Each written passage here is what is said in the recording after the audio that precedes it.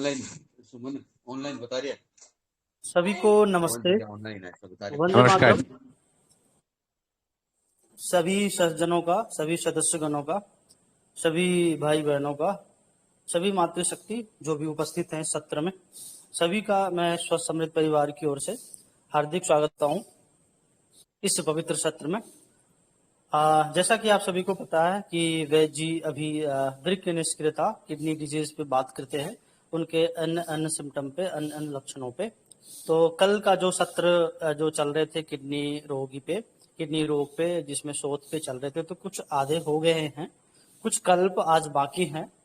जो उन्हीं सब कल्पों का प्रयोग आज जो वृक्क निष्क्रियता में जो शोध होते हैं उन सभी, और जो शेष कल्प बचे उनको आज वैद्य जी पूरा करेंगे। तो आज का विषय यही है, तो आप सभी जुड़ें, अधिक से अधिक लोगों को लाइए, ऐसा ही प्रयास करें। तो मैं वैद्य जी का इस सत्र में बहुत बहुत स्वागत करता हूं, और आज वैद्य जी से जो भी चीज़ें हैं आज हम सभी जानेंगे, समझेंगे। जो लक्षण हैं वो धीरे धीरे आएंगे, लेकिन आज का जो विषय है, जो रोगी के, किडनी रोगियों के जो अंगों के जो शोथ और सूजन होते हैं, पैरों पे, हाथों पे, चेहरे पे, अन्य जगह पे जो आते हैं, उनके लिए जो अन्य और क्या क्या औषधियाँ हैं शेष, उनके बारे में बताएंगे। तो मैं वैद्य जी का बहुत बहुत स्वागत करते हुए वैद्य जी से निवेदन करूंगा कि सत्र को आरंभ करें और इस विषय को रखें। वंदे मातरम। जी बहुत बहुत धन्यवाद आयुर्वेद के जनक भगवान श्री धन्वंतरि जी को तथा अपने श्री गुरु के चरणों में नमस्कार करते हुए आज के जो आलोचना सत्र है, जो कि कल का दूसरा भाग शेष रह गया था, हम उस आलोचना सत्र को आगे बढ़ाते हैं। सर्वप्रथम आप सबका बहुत बहुत हृदय से स्वागत करता हूँ और एक बात कहना चाहता हूँ सत्र को आरंभ करने से पहले कि आयुर्वेद ग्रंथों में ऐसा कहा गया है, क्योंकि मैं इसलिए बता रहा हूँ क्योंकि ये वैद्य निर्माण क्रांति है। मतलब हमारा उद्देश्य यही है कि हमें वैद्य निर्माण करने हैं। भले ही हमारा मतलब ये कोई इंफ्रास्ट्रक्चर नहीं है, कोई मेडिकल कॉलेज नहीं है, परंतु जो आयुर्वेद का जो मौलिक सिद्धांत है, जो ज्ञान है, जो मतलब परंपरागत ज्ञान है, या तो फिर जो मतलब मौलिक सिद्धांत का ज्ञान है, जो मुख्य मुख्य सूत्र रूप में मतलब जो अभिष्ट है ग्रंथों में, हम उस ज्ञान को आपकी तरफ, आपके पास मतलब पहुंचाने का काम कर रहे हैं। तो ऐसा कहा जाता है कि शास्त्रीय ज्ञान और कर्म मतलब अभ्यास, ये दोनों की परम आवश्यकता है वैद्य के जीवन में। ऐसा ना हो कि केवल मतलब सत्र में आए और आप सबने मतलब उसका श्रवण कर लिया, मनन कर लिया और फिर अपने आप में मतलब वापस चले गए। तो आयुर्वेद ग्रंथों में ऐसा कहा गया है, ऋषियों ने ऐसा कहा है कि जो शास्त्र ज्ञान मतलब अभ्यास नहीं करता, जो शास्त्र को नहीं सुनता, केवल मतलब कर्म में जुड़ा रहने का मतलब विश्वास करता है, तो एक उस वैद्य को एक प्रकार से अंधा कहा गया है। ऐसा कहा गया है कि शास्त्र ज्ञान बिना वैद्य भवते अंधा भवते चांदा, ऐसा कहा है। मतलब यदि उसका शास्त्र ज्ञान मतलब नहीं है, कुछ मालूम नहीं है शास्त्रों के विषय में, तो वो अंधे के समान है। ठीक उसी तरह आगे कहा है कि यदि मतलब शास्त्र का ज्ञान तो है परंतु कर्म का अभ्यास नहीं है, मतलब रोगियों की चिकित्सा नहीं कर रहा, वो अभ्यास नहीं कर रहा, तो लंगड़े के समान है।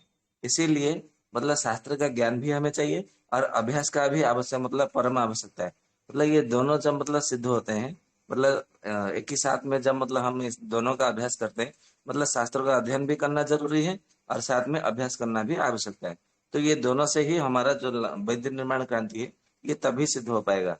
इसलिए मैं आप सबसे मतलब करबद्ध निवेदन करता हूँ कि प्रतिदिन जो हमारा मतलब शास्त्र अध्ययन करने मतलब ये जो सत्र होता है, तो हम अध्ययन करने के लिए यहाँ मतलब सब उपस्थित होते हैं। तो आप सब भी मतलब इसका मतलब भागीदारी बनिए, या तो अपने घर में बृहत रही लघुत रही कुछ भी हो, प्रतिदिन 1 घंटा इसके लिए निकालिए शास्त्र का अध्ययन करने के लिए। और साथ में रोगियों को भी मतलब रोगियों से मिलिए, उनके कष्ट को मतलब मतलब अनुभव कीजिए। उनको मतलब जो दर्द होता है, जो कष्ट होता है, जो पीड़ा होती है, यातना होती है, जो यंत्रणा होती है, उसको अनुभव करिए कि हाँ मतलब ऐसा मुझे भी हो सकता है। तो बाद में आप मतलब उसको आप चिकित्सा करने में मतलब सफल होंगे। तो जो भी है, तो ये सत्र मतलब तो चलता ही रहेगा। जैसे मतलब गोविंद भैया है, दीपक भैया है, अरुण भैया, हरजिंदर भैया, सब मतलब साथ तो देते हैं, सहायता करते हैं। आप सब भी मतलब जुड़े रहते हैं, तो सत्र यूं ही मतलब चलता जाएगा। 10 साल कैसे गुजर जाएंगे, निकल जाएंगे, पता ही नहीं चलेगा। आयुर्वेद के विषय में आलोचना सत्र जारी रहती है। तो जो भी है, कल का हमारा जो कुछ कल्प बाकी रहा था, तो हम आज उसके विषय में आलोचना करेंगे। तो कल तो हमने मतलब कुछ स्वरस कल्प, कुछ क्वाथ कल्प, कुछ कसाय कल्प, कुछ हिम कल्प, कुछ शीत कल्प, चूर्ण कल्प, मोदक कल्प, अर्घृत कल्प और अरिष्ट कल्प के विषय में आलोचना हो चुका था। आज कुछ हम मतलब तेल कल्प, लेप कल्प, रस कल्प और स्वर्ण कल्प के विषय में आज हमारी आलोचना सत्र जारी रहेगा। तो सबसे पहले हम लेप कल्प के विषय में चर्चा करेंगे, क्योंकि किडनी जब मतलब फेलियर हो जाता है तो पूरे शरीर में सूजन, जिसको शोथ कहा गया आयुर्वेद में, जब शोथ हो जाता है किडनी फेलियर के रोगियों में, तो वहां पे लेप लगाना भी परम आवश्यकता है। क्योंकि वहां पे मतलब क्या होता है, किडनी जो मतलब फेलियर रोगी में उसके शरीर में जलीय अंश की बहुत कमी होती है। क्योंकि ऐसा मतलब आप सबको पता भी होगा, जब हमारा वात पित्त कफ के ऊपर आलोचना चल रहा था, हमारे शरीर में जो 12 अंग है, अवयव है, जिसको 12 अर्गन ऐसा मान लीजिए, तो 12 अर्गन, कोई भी अर्गन यदि मतलब उसमें कोई बिगड़ती है, या तो खराब होता है या तो फेलियर होता है, तो उसमें कारण कौन है? वात है। ये सीधा सा मतलब फॉर्मूला है, ये सीधा सा सूत्र है। इसमें मतलब आपको कहीं भटकने की कोई आवश्यकता नहीं है। कोई भले मॉडर्न साइंस का आपको ये बोले कि उसमें पानी भरा हुआ है, ये हो गया है, उसमें हो गया है, मतलब पानी नहीं पीने के लिए देते किडनी फेलियर के रोगी को, तो फिर मतलब वहां पे वात बढ़ा हुआ रहता है, पानी नहीं पीता तो और उसमें वात और मतलब कुपित होता है। जैसा मैंने मतलब एक उदाहरण देके बताया था कि एक आपका मतलब बोतल है, कांच का हो, प्लास्टिक का हो, जो भी हो, वो बोतल खाली है, वहां पे खाली नहीं है वो बोतल, वहां पे वायु भरा पड़ा है। तो उसमें हमें मतलब वहां से वायु निकालना है, तो कैसे निकालेंगे? वहां पे उसको कफ भर दो, क्योंकि वायु का विपरीत कौन है? कफ है। तो उसमें कफ से परिपूर्ण यानी इसे जल से भर दो, तो जो वायु है वो ऊपर बाहर आ जाएगा। आप कितना भी प्रयास करेंगे वायु निकालने को, तो वायु निकाल नहीं सकते। तो ठीक उसी तरह हमारे मतलब शरीर में जब किडनी फेलियर हो जाती है, तो किडनी फेलियर होती है तो उसका मतलब मुख्य कारण क्या है? उसका हेतु जो है वो बात है, वायु है। तो हमें वहां से वायु को निकालना है। वायु को निकालना है, इसका अर्थ है वहां पे हमें मतलब कफ को मतलब बढ़ाना है, कफ को बनाना है, कफ को बढ़ाना है। तभी जाके मतलब वो किडनी फेलियर के रोगी जो है वो स्वस्थ होंगे, ये ध्यान में रखिएगा। परंतु मॉडर्न साइंस में एक भी किडनी फेलियर क्यों ठीक नहीं होता है? वो इसीलिए क्योंकि वो पानी पीने के लिए नहीं देते, और पानी नहीं पिएगा तो फिर मतलब कफ कैसे बनेगा, कफ कैसे बढ़ेगा?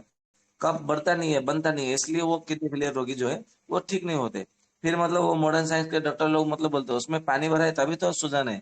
तो मैंने एक बार मतलब एक मतलब डॉक्टर को बोल दिया, वो एमडी डॉक्टर थे, प्रोफेसर थे वो। तो मैंने बोल दिया कि आप मतलब उसमें से जब मतलब एसाइटिस होता है, जलोदर होता है, क्योंकि आयुर्वेद में मतलब भी लिखा है कि मतलब उदर में जल भर जाना, तो उसको जलोदर है, क्योंकि नाम से ही पता चल जाता है, यथा नामम तथा गुणम, पता चल जाता है। तो ये जो जलोदर है, आप पानी निकाल देते हैं सिरिंज से, इंजेक्शन से, जिससे भी। क्या है मतलब किडनी फेलियर के रोगी से आप मतलब जलोदर के रोगी से 5 लीटर, 6 लीटर, 10 लीटर, 12 लीटर तक पानी निकाल देते हैं। मुझे किडनी के फेलियर के रोगी से 1 लीटर पानी निकाल के दिखाओ। तो बेचारा मतलब जो प्रोफेसर है वो एकदम चुप हो गए, क्योंकि आयुर्वेद में वर्णन है। मतलब आपको मतलब मैं ऐसे ही नहीं बोल रहा हूँ, क्योंकि आयुर्वेद में वर्णन है, मैंने उसको अध्ययन किया, अनुभव किया, मतलब उसका मतलब गहराई तक मतलब गया, तभी जाके मैं बोलने का साहस कर रहा हूँ। ये मतलब होती है आयुर्वेद की मतलब ये शक्ति होती है। तो वो मतलब एकदम चुप हो गए, क्योंकि मतलब पानी है ही नहीं, तो फिर कहाँ से निकलेगा? अभी मतलब पानी मतलब किडनी फेलियर हुआ है, तो पानी को छानने का काम तो वो नहीं कर पा रहा है। मतलब पानी का छानने मतलब शरीर शरीर को मतलब पानी को छानने का, रक्त को छानने का मतलब छलने का काम करता है किडनी। जब वो काम नहीं कर रहा है तो छानने का काम तो नहीं हो पा रहा है, तो पानी तो ऐसे भी निकल जाएगा ½ लीटर तक। परंतु मैंने 1 लीटर की बात कही तो वो मतलब बेचारे चुप हो गए, क्योंकि किडनी के फेलियर के जो रोगी है वहां पे कफ होता ही नहीं है, ये पहली बात है। तो जो भी है, तो हमें मतलब लेप के माध्यम से पूरे शरीर में क्या करना है? ये लेप तभी लगाना है जब मतलब ये जो जो मैं अभी मैं मतलब मैं लेप बता रहा हूँ, ये लेप तभी लगाने हैं जब मतलब किडनी का फेलियर को रोगी में सूजन हुआ हो, चाहे सर्वांग शोथ हो, एकांग शोथ हो, हस्त शोथ हो, पद शोथ हो, मुख शोथ हो, गल शोथ हो, कर्ण शोथ हो, या तो फिर उदर शोथ हो, मतलब ये जो एक एक मतलब अंग प्रत्यंग को लेकर शोथ के नाम मतलब उसमें बताया गया है। तो अभी बिना विलंब किए अभी हम आगे बढ़ा देते हैं। तो जिन ऐसा कहा जाता है जिसमें मतलब कोई मतलब कफ की कोई लक्षण दिखाई देता हो, या तो मतलब जिसका चेहरा भी मतलब आंख बंद रहता हो, मतलब आंख पूरी तरह खुल नहीं रहा हो, और जिनको मतलब आंख खुल नहीं रहा हो, चेहरा भी मतलब सूजन है और पूरे शरीर में सूजन है, और साथ में शरीर और चेहरा मतलब सर भारी भारी लग रहा हो, और कफ का कुछ ना कुछ लक्षण देखने को मिल रहा हो, जैसे सर्दी हो, या तो फिर जुकाम हो, या तो नाक बंद हो, या तो फिर नाक से पानी टपकना जैसा, या तो फिर उसको मतलब इतना भारी भारी लग रहा हो कि अपने ही हाथ अपने पैरों को वो उठाने में असमर्थ हो, क्योंकि ये कफ का लक्षण है। तो ऐसी स्थिति में क्या करना है? अजगंधादि लेप करके आयुर्वेद में वर्णन है। ये अजगंधादि लेप आपको मतलब जो केरल के जो वैद्य लोग होते हैं ना, ये दक्षिण भारत के लोग, उसमें सहस्त्र योग पुस्तक में ये वर्णन है अजगंधादि लेप करके। तो ये अजगंधादि लेप का जब हम उसमें मतलब पूरे शरीर में किडनी के रोगियों में मतलब जब लेप लगाते हैं, और मतलब मैं एक बात बता दूं, मतलब हमारे जो शरीर में जो 5 मतलब ऐसे रोग होते हैं, मैं वो रोगियों का मतलब नाम भी बता देता हूँ, चाहे मतलब आपको मतलब विश्वास करे या ना करे, माने या ना माने। एक हो गया आपका ब्रेन फेलियर, दूसरा हो गया आपका हार्ट फेलियर, तीसरा हो गया आपका लिवर फेलियर, चौथा हो गया आपका किडनी फेलियर, पांचवा हो गया आपका कैंसर, किसी भी प्रकार का कैंसर हो, चाहे मुंह का, गले का, स्तन का, पेट का, कमर का, हाथ का, पैर का, मतलब गले का, मतलब किसी भी प्रकार का आपका मतलब कैंसर हो, तो इसमें आयुर्वेद में ऐसा कहा गया है कि उनको कपड़ा नहीं पहनना चाहिए, केवल उनको कपड़ा ओढ़ना चाहिए, कपड़ा पहनना नहीं चाहिए, ये ध्यान में रखना है। तो ये बात को मतलब भले कोई माने या ना माने, जो आयुर्वेद में है वो मैंने बता दिया, जो मौलिक आयुर्वेद में। तो अजगंधादि लेप जो है, तो किडनी फेलियर की मतलब जो पूरे शरीर में शोथ है, तो उसको लेप लगाना चाहिए। और लेप लगा करके ऐसा कहा गया है कि सूर्य की मतलब किरण मतलब वहां पे हल्का हल्का धीरे धीरे पड़ता, वहां पे उसको छोड़ देना चाहिए। जिससे मतलब क्या हुआ, सूरज की मतलब रोशनी मतलब जब पड़ेगी ना, तो उसमें मतलब, क्योंकि ऐसा कहा गया है, जब पित्त बढ़ता है तो वात बढ़ता है, वात बढ़ता है तो पित्त बढ़ता है। ठीक उसी तरह वही भी वात पित्त को समन करता है और पित्त ही वात को समन करता है। ये भी मतलब हमें ध्यान रखना है। जैसे मतलब मैं एक बात बता दूं, मतलब पित्त को वात को बढ़ाता है। जैसे मतलब कोई हमने कैंडल लगाया, मोमबत्ती लगाया या तो दिया जलाया, ऐसा बोलते हैं ना कि ऑक्सीजन नहीं होता है तो फिर जलता नहीं है। हमें मतलब ये साइंस बोलते बताते हैं हम लोग आज, मतलब छोटी आयु में हमने जब मतलब विद्यालय में कक्षा में मतलब पढ़ा था, तो लगभग 5वीं या 6ठी कक्षा में ये बताया जा रहा था कि बिना ऑक्सीजन के आग जलता ही नहीं है, लगता ही नहीं है, इसलिए वो बुझ जाता है। ऐसा हमको मतलब पढ़ाया गया था। तो आयुर्वेद में मतलब वही कहा था, चरक संहिता में भी विमान स्थान में वही बताया है चरक जी ने। और ये सत्ययुग से बताया, सृष्टि के आरंभ से बताया कि बिना बात के पित्त नहीं ठहरता, बिना पित्त के वात नहीं ठहरता, और पित्त ही वात को समन करता है, वात भी पित्त को समन करता है। ये ध्यान में रखना है। ये कैसे समन करता है, ये जब हमारा शरीर क्रिया जब इसके बाद में आरंभ होगा, तो मैं उसका पूरे रहस्य बताऊंगा, एक एक बात, एक एक पित्त, एक एक कप को लेकर बताऊंगा। तो जो भी है मैं इसका कैसे बता देता हूँ। जैसे मतलब मान लीजिए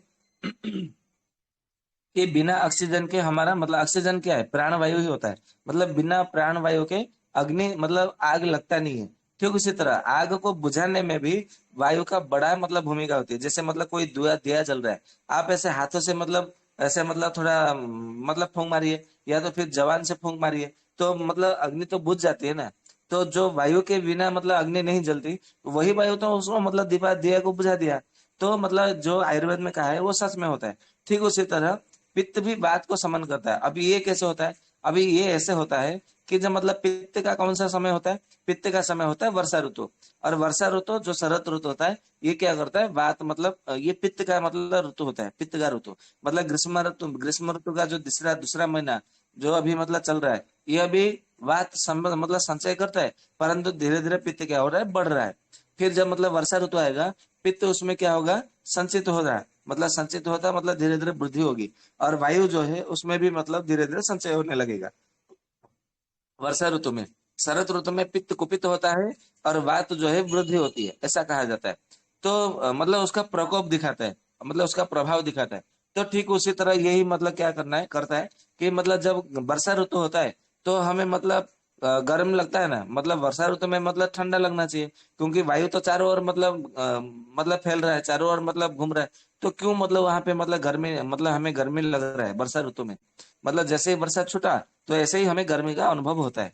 तो आप बोलेंगे कि वहां पे वायु का प्रभाव कैसे होता है, तो होता है ना, क्योंकि आयुर्वेद में कहा है कफ पंगो पित्त पंगो पंगुश्च मलधातव वायु ना यत्र नियंते तत्र गच्छन्ति मेघवत। मतलब ये जो बरसात को मतलब बादल को जो मेघ होते हैं, उसको केवल वायु ही लेकर जाता है। वायु जहां जिस स्थान पर लेकर छोड़ता है, उसी स्थान पर बादल जो है गिर जाते हैं, तो उसी को बरसात या तो मेघ ऐसा कहा जाता है। तो ये वायु ही है जो मतलब मेघों को लेकर के, बादलों को लेकर के हम तक मतलब धरती तक ये लेके आते हैं। तो जब धरती पर लेके आते हैं, हम तक लेके आते हैं, तो वायु का तो हमें स्पर्श मिलता है, तो हमें शीतल का अनुभव होना चाहिए, क्योंकि वायु का गुण जो है एक शीतल होता है। परंतु पित्त के कारण वायु को समन कर देता है, मतलब वायु का जो गुण होता है उसको वो मतलब थमा देता है। पित्त मतलब पित्त ही है जो वायु को थमा देता है। इसी कारण हमारे मतलब ये वर्षा ऋतु में और शरद ऋतु में हमें गर्मी का अनुभव होता है, और इसमें दूसरा कोई रहस्य नहीं है, कोई कारण नहीं है।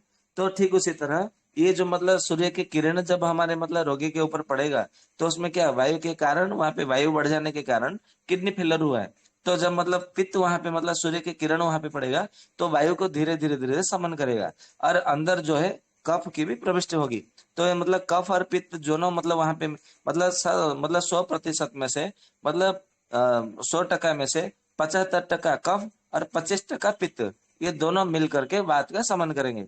तो जाके किडनी में मतलब फेलर में धीरे धीरे धीरे धीरे प्रगति, उन्नति, जिसको बोलते हैं कि हाँ थोड़ा इंप्रूव हुआ है, थोड़ा मतलब हाँ थोड़ा मतलब प्रगति हुआ है, थोड़ा वो अच्छा लग रहा है, मतलब अच्छा महसूस होता है, इससे जो बोलते हैं रोगी। यही मतलब मैं वही बताना चाह रहा हूँ। तो अजगंधादि लेप लगाने से पूरे शरीर में लेप लगा करके, मतलब कोई भी लेप हो उसको लेप लगा करके सूर्य की किरणों में छोड़ देना चाहिए। तो सबसे पहले अजगंधादि लेप है, जो कि उसमें कफ का मतलब कुछ लक्षण हो तो उसमें देना चाहिए। और और एक मतलब है किडनी फेलियर के रोगी में, मतलब उसका किडनी फेलियर है, पूरे शरीर में शोथ है, परंतु वहां पे जब मतलब उसके गले में दर्द हो रहा हो, मुंह में दर्द हो रहा हो, सीने में दर्द हो रहा हो, तो ऐसी स्थिति में मतलब क्या करना है, कृष्णादि लेप करके आती है, कृष्णादि लेप करके लगाना है। मतलब आपके मतलब तभी लगाना है ये कृष्णादि का लेप जब उसमें मतलब सर में दर्द हो, गले में दर्द हो, सीने में दर्द हो, ये ध्यान में रखना है। तो कृष्णादि लेप का मतलब वहां पे मतलब प्रयोग करना है। ठीक उसी तरह मतलब और एक है, जिसमें मतलब क्या होता है कि यष्टादि लेप करके एक लप बताया गया है, मतलब किडनी फेलियर के रोगी में, मतलब जब मतलब सूजन हो, तो उसमें मतलब कैसे मतलब कहा गया है ना, जब उसको मतलब कोई विष का प्रकोप से मतलब उसका सूजन हो, जैसे मतलब आजकल मतलब वैक्सीन लेते हैं ना, कोरोना की वैक्सीन लेने के बाद में किडनी फेलियर हो गया, या तो फिर शरीर में सूजन आ गई, हाथ पैर में सूजन आ गई, चेहरे में सूजन आ गई, तो ऐसे में क्या करना है, यष्टादि लेप करके औषधि है, तो उसको मतलब लेना है। तो वो उसका लेप लेने से मतलब उसका जो विष का प्रभाव है, वो विष का प्रभाव को धीरे धीरे धीरे धीरे वो शमन करने लगता है। ठीक उसी तरह जब मतलब ये सूजन है, किडनी फेलर है, और साथ में उसको सर में बहुत जोर से दर्द है, और वो उसको नींद ही नहीं आ रही है रात में, तो ऐसी स्थिति में क्या करना है, बचा दी लेप करके, लेप है औषधि है, तो उसको लेप लगाना है, बचा दी लेप करके। तो उसको मतलब लेप लगाने से क्या होगा, मतलब सूजन को भी कम करेगा, और उसको नींद भी अच्छी आएगी, और स्नायुओं को बल देगा, जिससे मतलब थोड़ी उसके शरीर में थोड़ी शक्ति आएगी, थोड़ी ताकत जान जैसी मतलब आएगी, उसको ऐसा अनुभव होगा। तो बचा दी लेप करके हम उसमें मतलब लगा सकते हैं। कभी कभी मतलब क्या होता है किडनी के रोगियों में, मतलब पूरे शरीर में दर्द तो होता है, जलन भी होता रहता है, और सूजन होता है, और ये और क्या होता है, किडनी का फेल्योर मतलब हुआ है। तो मतलब ये जो जलन भी जलन के साथ में जो दर्द है और सूजन है, ये तीन जब मतलब लक्षण मिलता है, तो उसमें वैत साधो लेप लेप करके एक लेप है, तो उसका मतलब हमें लेप लगाना चाहिए। तो वैत साधो लेप मतलब लेप लगाने से उसमें बहुत अच्छा मतलब परिणाम मिलता है, ये मतलब ध्यान में रखिएगा। ठीक उसी तरह जब हमें ये मतलब ऐसा मतलब मिलता है कुछ रोगी, जिसमें मतलब क्या होता है कि पूरे शरीर में केवल दर्द ही दर्द लग रहा है, ऐसा लग रहा है कि उसको थोड़ा सा मतलब कोई छू ले, उसके की मतलब कहीं पे शरीर के किसी भी अंग किसी भी भाग को छू लेने से वो मतलब एकदम दर्द से कड़कड़ाने लगता है, एकदम रोने जैसी मतलब हालत हो जाती है, स्थिति हो जाती है। तो ऐसे में मतलब क्या करना है, एरंडाजी लेप करके लेप है, आप सबको मतलब मालूम है कि एरंड जो है वो बात का समन करता है, दर्द का समन करता है, सूजन को कम करता है। तो ठीक उसी तरह इसके लिए ऋषियों ने एरंडाजी लेप करके मतलब लगाने के लिए कहा है किडनी फेलियर के रोगी में, जब उसके पूरे शरीर में सूजन हो और साथ में दर्द हो, तो एरंडाजी लेप लगा करके कम से कम 1 घंटा उसको सूर्य की रोशनी में छोड़ देना चाहिए, सूर्य के किरणों में, प्रकाश में। तो धीरे धीरे धीरे धीरे उससे क्या होता है कि उसमें बहुत अच्छा मतलब परिणाम मिलता है। और मतलब और एक मतलब लेप बताया गया है आयुर्वेद में, उसमें कहा गया है दशांग लेप। दशांग लेप आप सबको मालूम है, बहुत सारी कंपनियां बनाती भी है, कि जिसमें मतलब दशांग लेप कब मतलब लगाना है, जब आपको ऐसा लगे कि उसके शरीर मतलब एकदम जो चमड़ा है, जो त्वचा है, फटना मतलब जैसा लग रहा है, मतलब रूखा मतलब अनुभव हो रहा है, जैसा बोलता है ना कि रूखापन आ गया उसके त्वचा में, तो रूखापन आ जाता है ना, तो दशांग लेप लगाना है। तो दशांग लेप को पानी से नहीं लगाना है, मतलब ऐसा मान लीजिए कि आपने लिया 10 ग्राम या तो 15 ग्राम ले लिया, 10 दशांग लेप मतलब 10 ग्राम ले लिया, तो 10 ग्राम ले लिया दशांग लेप, 10 ग्राम एरंड तेल, 10 ग्राम गाय का, देसी गाय का शुद्ध घी, ये तीनों को मिला करके क्या करना है, लेप मतलब मलम जैसा बन जाएगा। तो ठीक उसी तरह आप यदि 20 ग्राम लेते हैं तो 20-20 ग्राम लीजिए, 30 ग्राम लेते हैं तो तीनों का 30-30 ग्राम लीजिए, और उसका एक प्रकार से लेप मलम जैसा बन जाएगा, पूरे शरीर में लगाइए और लगा करके उनको क्या करिए, छोड़ दीजिए। ऐसा प्रतिदिन मतलब दशांग लेप का मतलब जब हम लगाते हैं तो उसमें बहुत अच्छा मतलब फायदा मिलता है। मतलब जिसमें त्वचा में रूखापन आया हो तभी दशांग लेप का लगाना चाहिए। ठीक उसी तरह मतलब क्या, मतलब मान लीजिए कि आपके पास कोई भी लेप नहीं है और आपको मालूम नहीं पड़ रहा है कि इसमें मतलब कफ के लक्षण है कि नहीं, उसके शरीर में जलन होता है कि नहीं। क्योंकि कभी कभी मतलब क्या होता है कि किडनी की फेलियर मतलब ऐसा थोड़ी है कि सारे मतलब बोलने वाले आपको मतलब रोगी मिलेंगे। आयुर्वेद ग्रंथकारों ने ऐसा कहा है कि कभी कभी किडनी की जो फेलियर है उसमें हो सकता है कि वो कोई मूक रोगी मिले, मूक यानी कि गूंगा मिले। अभी वो तो बता नहीं सकता है उसको मतलब क्या क्या हो रहा है। तो आप मतलब कितना अनुभव कर पाएंगे। आप तो मतलब आजकल तो कोई रोगी नहीं है कि आंख बंद कर लिया, हाँ इसको ये हो रहा है वो हो रहा है, आपको पता चल जाएगा। तो उसमें मतलब क्या मतलब करना है कि मतलब ऐसे कोई आपको रोगी मिल जाए जो कि मतलब वो बता नहीं पा रहा है, वो बोल नहीं पा रहा है, और आपको उसके मतलब जो, क्योंकि गूंगों की भाषा मतलब हर कोई समझ नहीं पा रहा है, नहीं मतलब हर कोई समझ नहीं पा सकते। तो ऐसी स्थिति में क्या करना है कि आयुर्वेद ग्रंथों में ऐसा कहा है ऋषियों ने कि दशग्न लेप करके लेप बताया है, जो कि मतलब ये आपको मतलब पता ही नहीं चल रहा कि ये क्या हुआ है। मतलब सूजन तो है परंतु साथ में क्या क्या लक्षण है आप लक्षण को भाप नहीं पाते मतलब अनुमान नहीं लगा सकते। तो ऐसी स्थिति में क्या करना है, दोषग्न लेप का मतलब हमें प्रयोग करना है, जिससे मतलब उसका क्या होता है, मतलब चाहे कोई भी मतलब कारण हो, कोई भी हेतु हो, तो शोषण को वो कम करने लगता है धीरे धीरे। ठीक उसी तरह जब हमें ये अनुभव हो कि मतलब उसके शरीर में मतलब हेमोग्लोबिन की कमी है और साथ में सूजन है, केवल ये दो लक्षण है किडनी फेलियर के रोगी में, तो हमें वहां पे क्या करना है, द्वि निषादी लेप करके लेप है। द्वि निषादी, द्वि यानी कि दो, निशा यानी कि हल्दी, मतलब दो प्रकार का हल्दी का मुख्य मुख्य घटक है, और दूसरे दूसरे उसमें औषधि मिला हुआ है मतलब रहता है। तो दो प्रकार का हल्दी यानी कि हल्दी और दारू हल्दी, इससे हम समझ सकते हैं। मतलब आंबा हल्दी, कर्पूर हल्दी या काली हल्दी, ऐसे तो बहुत सारे हल्दी है, परंतु जब आयुर्वेद में दो प्रकार की हल्दी बताया गया है, निशा द्वे, द्वे निशा द्वे हल्दी, ऐसा बताया जाता है ना, रजनी द्वयम, तो उसमें हल्दी और दारू हल्दी ये दोनों मुख्य घटक होते हैं। तो उसमें आप समझ सकते हैं इसमें दारू हल्दी और हल्दी ये दोनों का घटक मतलब मुख्य घटक है, और दूसरे दूसरे अन्य अन्य घटक भी मतलब गौण है। तो उसका मतलब जब हम मतलब प्रयोग करते हैं जिसमें हेमोग्लोबिन की कमी हो, तो उसमें भी बहुत अच्छा मतलब फायदा मिलता है। ठीक उसी तरह जब आपको ऐसा अनुभव हो कि उसके मतलब सीने में जलन हो, अम्ल पित्त की मतलब लक्षण मिल रहा है, पेट मतलब उसका जलन जल रहा है, और उसको मतलब पेशाब करने के लिए जाता है तो पेशाब में भी मतलब उसका जलन हो रहा है पेशाब के रास्ते में, और उसके मतलब पूरे आंखों में जलन है, और उसके शरीर को मतलब हम छूते हैं तो थोड़ा गर्मी का अनुभव होता है। तो ऐसी स्थिति में क्या करना है, पटोला आदि लेप करके लेप है, तो उसको मतलब लेप लगाने से उसमें बहुत अच्छा मतलब फायदा मिलता है। ठीक उसी तरह कभी कभी मतलब ऐसे रोगी आपको मिल जाएंगे जिसको मतलब वजन मतलब बहुत बड़ा मतलब बढ़ा चढ़ा रहता है, वजन में कोई कमी नहीं है, परंतु उसके शरीर में मतलब ऐसा कभी कभी मतलब ऐसे रोगी मिलेंगे, नहीं तो किडनी फेलियर के रोगी में आपको देखेंगे कि वजन कम ही मिलेगा। परंतु ऐसा बाई चांस को 200 300 400 के रोगी में कोई एक रोगी ऐसा मिल जाएगा जिसका मतलब वजन नहीं घटा है, किडनी फेलियर हुआ है, पूरे शरीर में सूजन है और दर्द है, परंतु वजन घटा नहीं है। तो ऐसी स्थिति में क्या करना है, पुनर्नवादि क्वाथ करके पुनर्नवादि लेप करके औषधि है, तो उसका हमें मतलब लेप लगाना है पुनर्नवादि लेप करके। तो उसका लेप लगाने से क्या होता है कि जो सूजन है वो सूजन धीरे धीरे घटता जाता है मतलब नष्ट हो जाता है।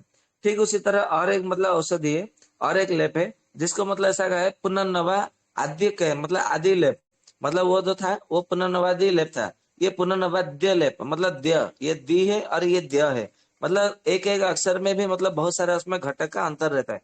तो पुनर्नवाद्य लेप इसमें ये कौन से मतलब किसमें देना है, मान लीजिए कि मतलब उसके शरीर में भारीपन है, पूरे शरीर में दर्द है, और मतलब उसका मतलब आंखों में, नाक में, कान में, गले में, छाती में, और उसके मतलब पूरे मतलब पेट में उसका जलन हो रहा है, और मतलब पेशाब के रास्ते में भी जलन हो रहा है, और शरीर में भारीपन है, वो हाथ पैर को भी नहीं उठा सकता। तो ऐसी स्थिति में क्या करना है, पुनर्नवाद्य लेप करके वो उस लेप का मतलब प्रयोग करना है। तो उसमें ये जो सारा का सारा लक्षण है ये धीरे धीरे, क्योंकि ये सारे के सारे उपद्रव है मतलब कॉम्प्लिकेशन है, और आयुर्वेद में कहा है कि उपद्रव की कभी चिकित्सा नहीं की जाती, परंतु हमें कभी कभी ऐसा अनुभव होने लगता है जब रोगी बताने लगता है ना, क्योंकि वो तो रोगी है, उसको जरा से भी आजकल तो किसी को मतलब सहन करने की क्षमता नहीं है, शक्ति नहीं है, वो जरा से भी मतलब खरोचा ना तो ऐसा बोलते हैं कि उनका हाथ कट गया हो, पैर कट गया हो, ऐसे मतलब ऐसा मतलब गंभीर हो जाते हैं।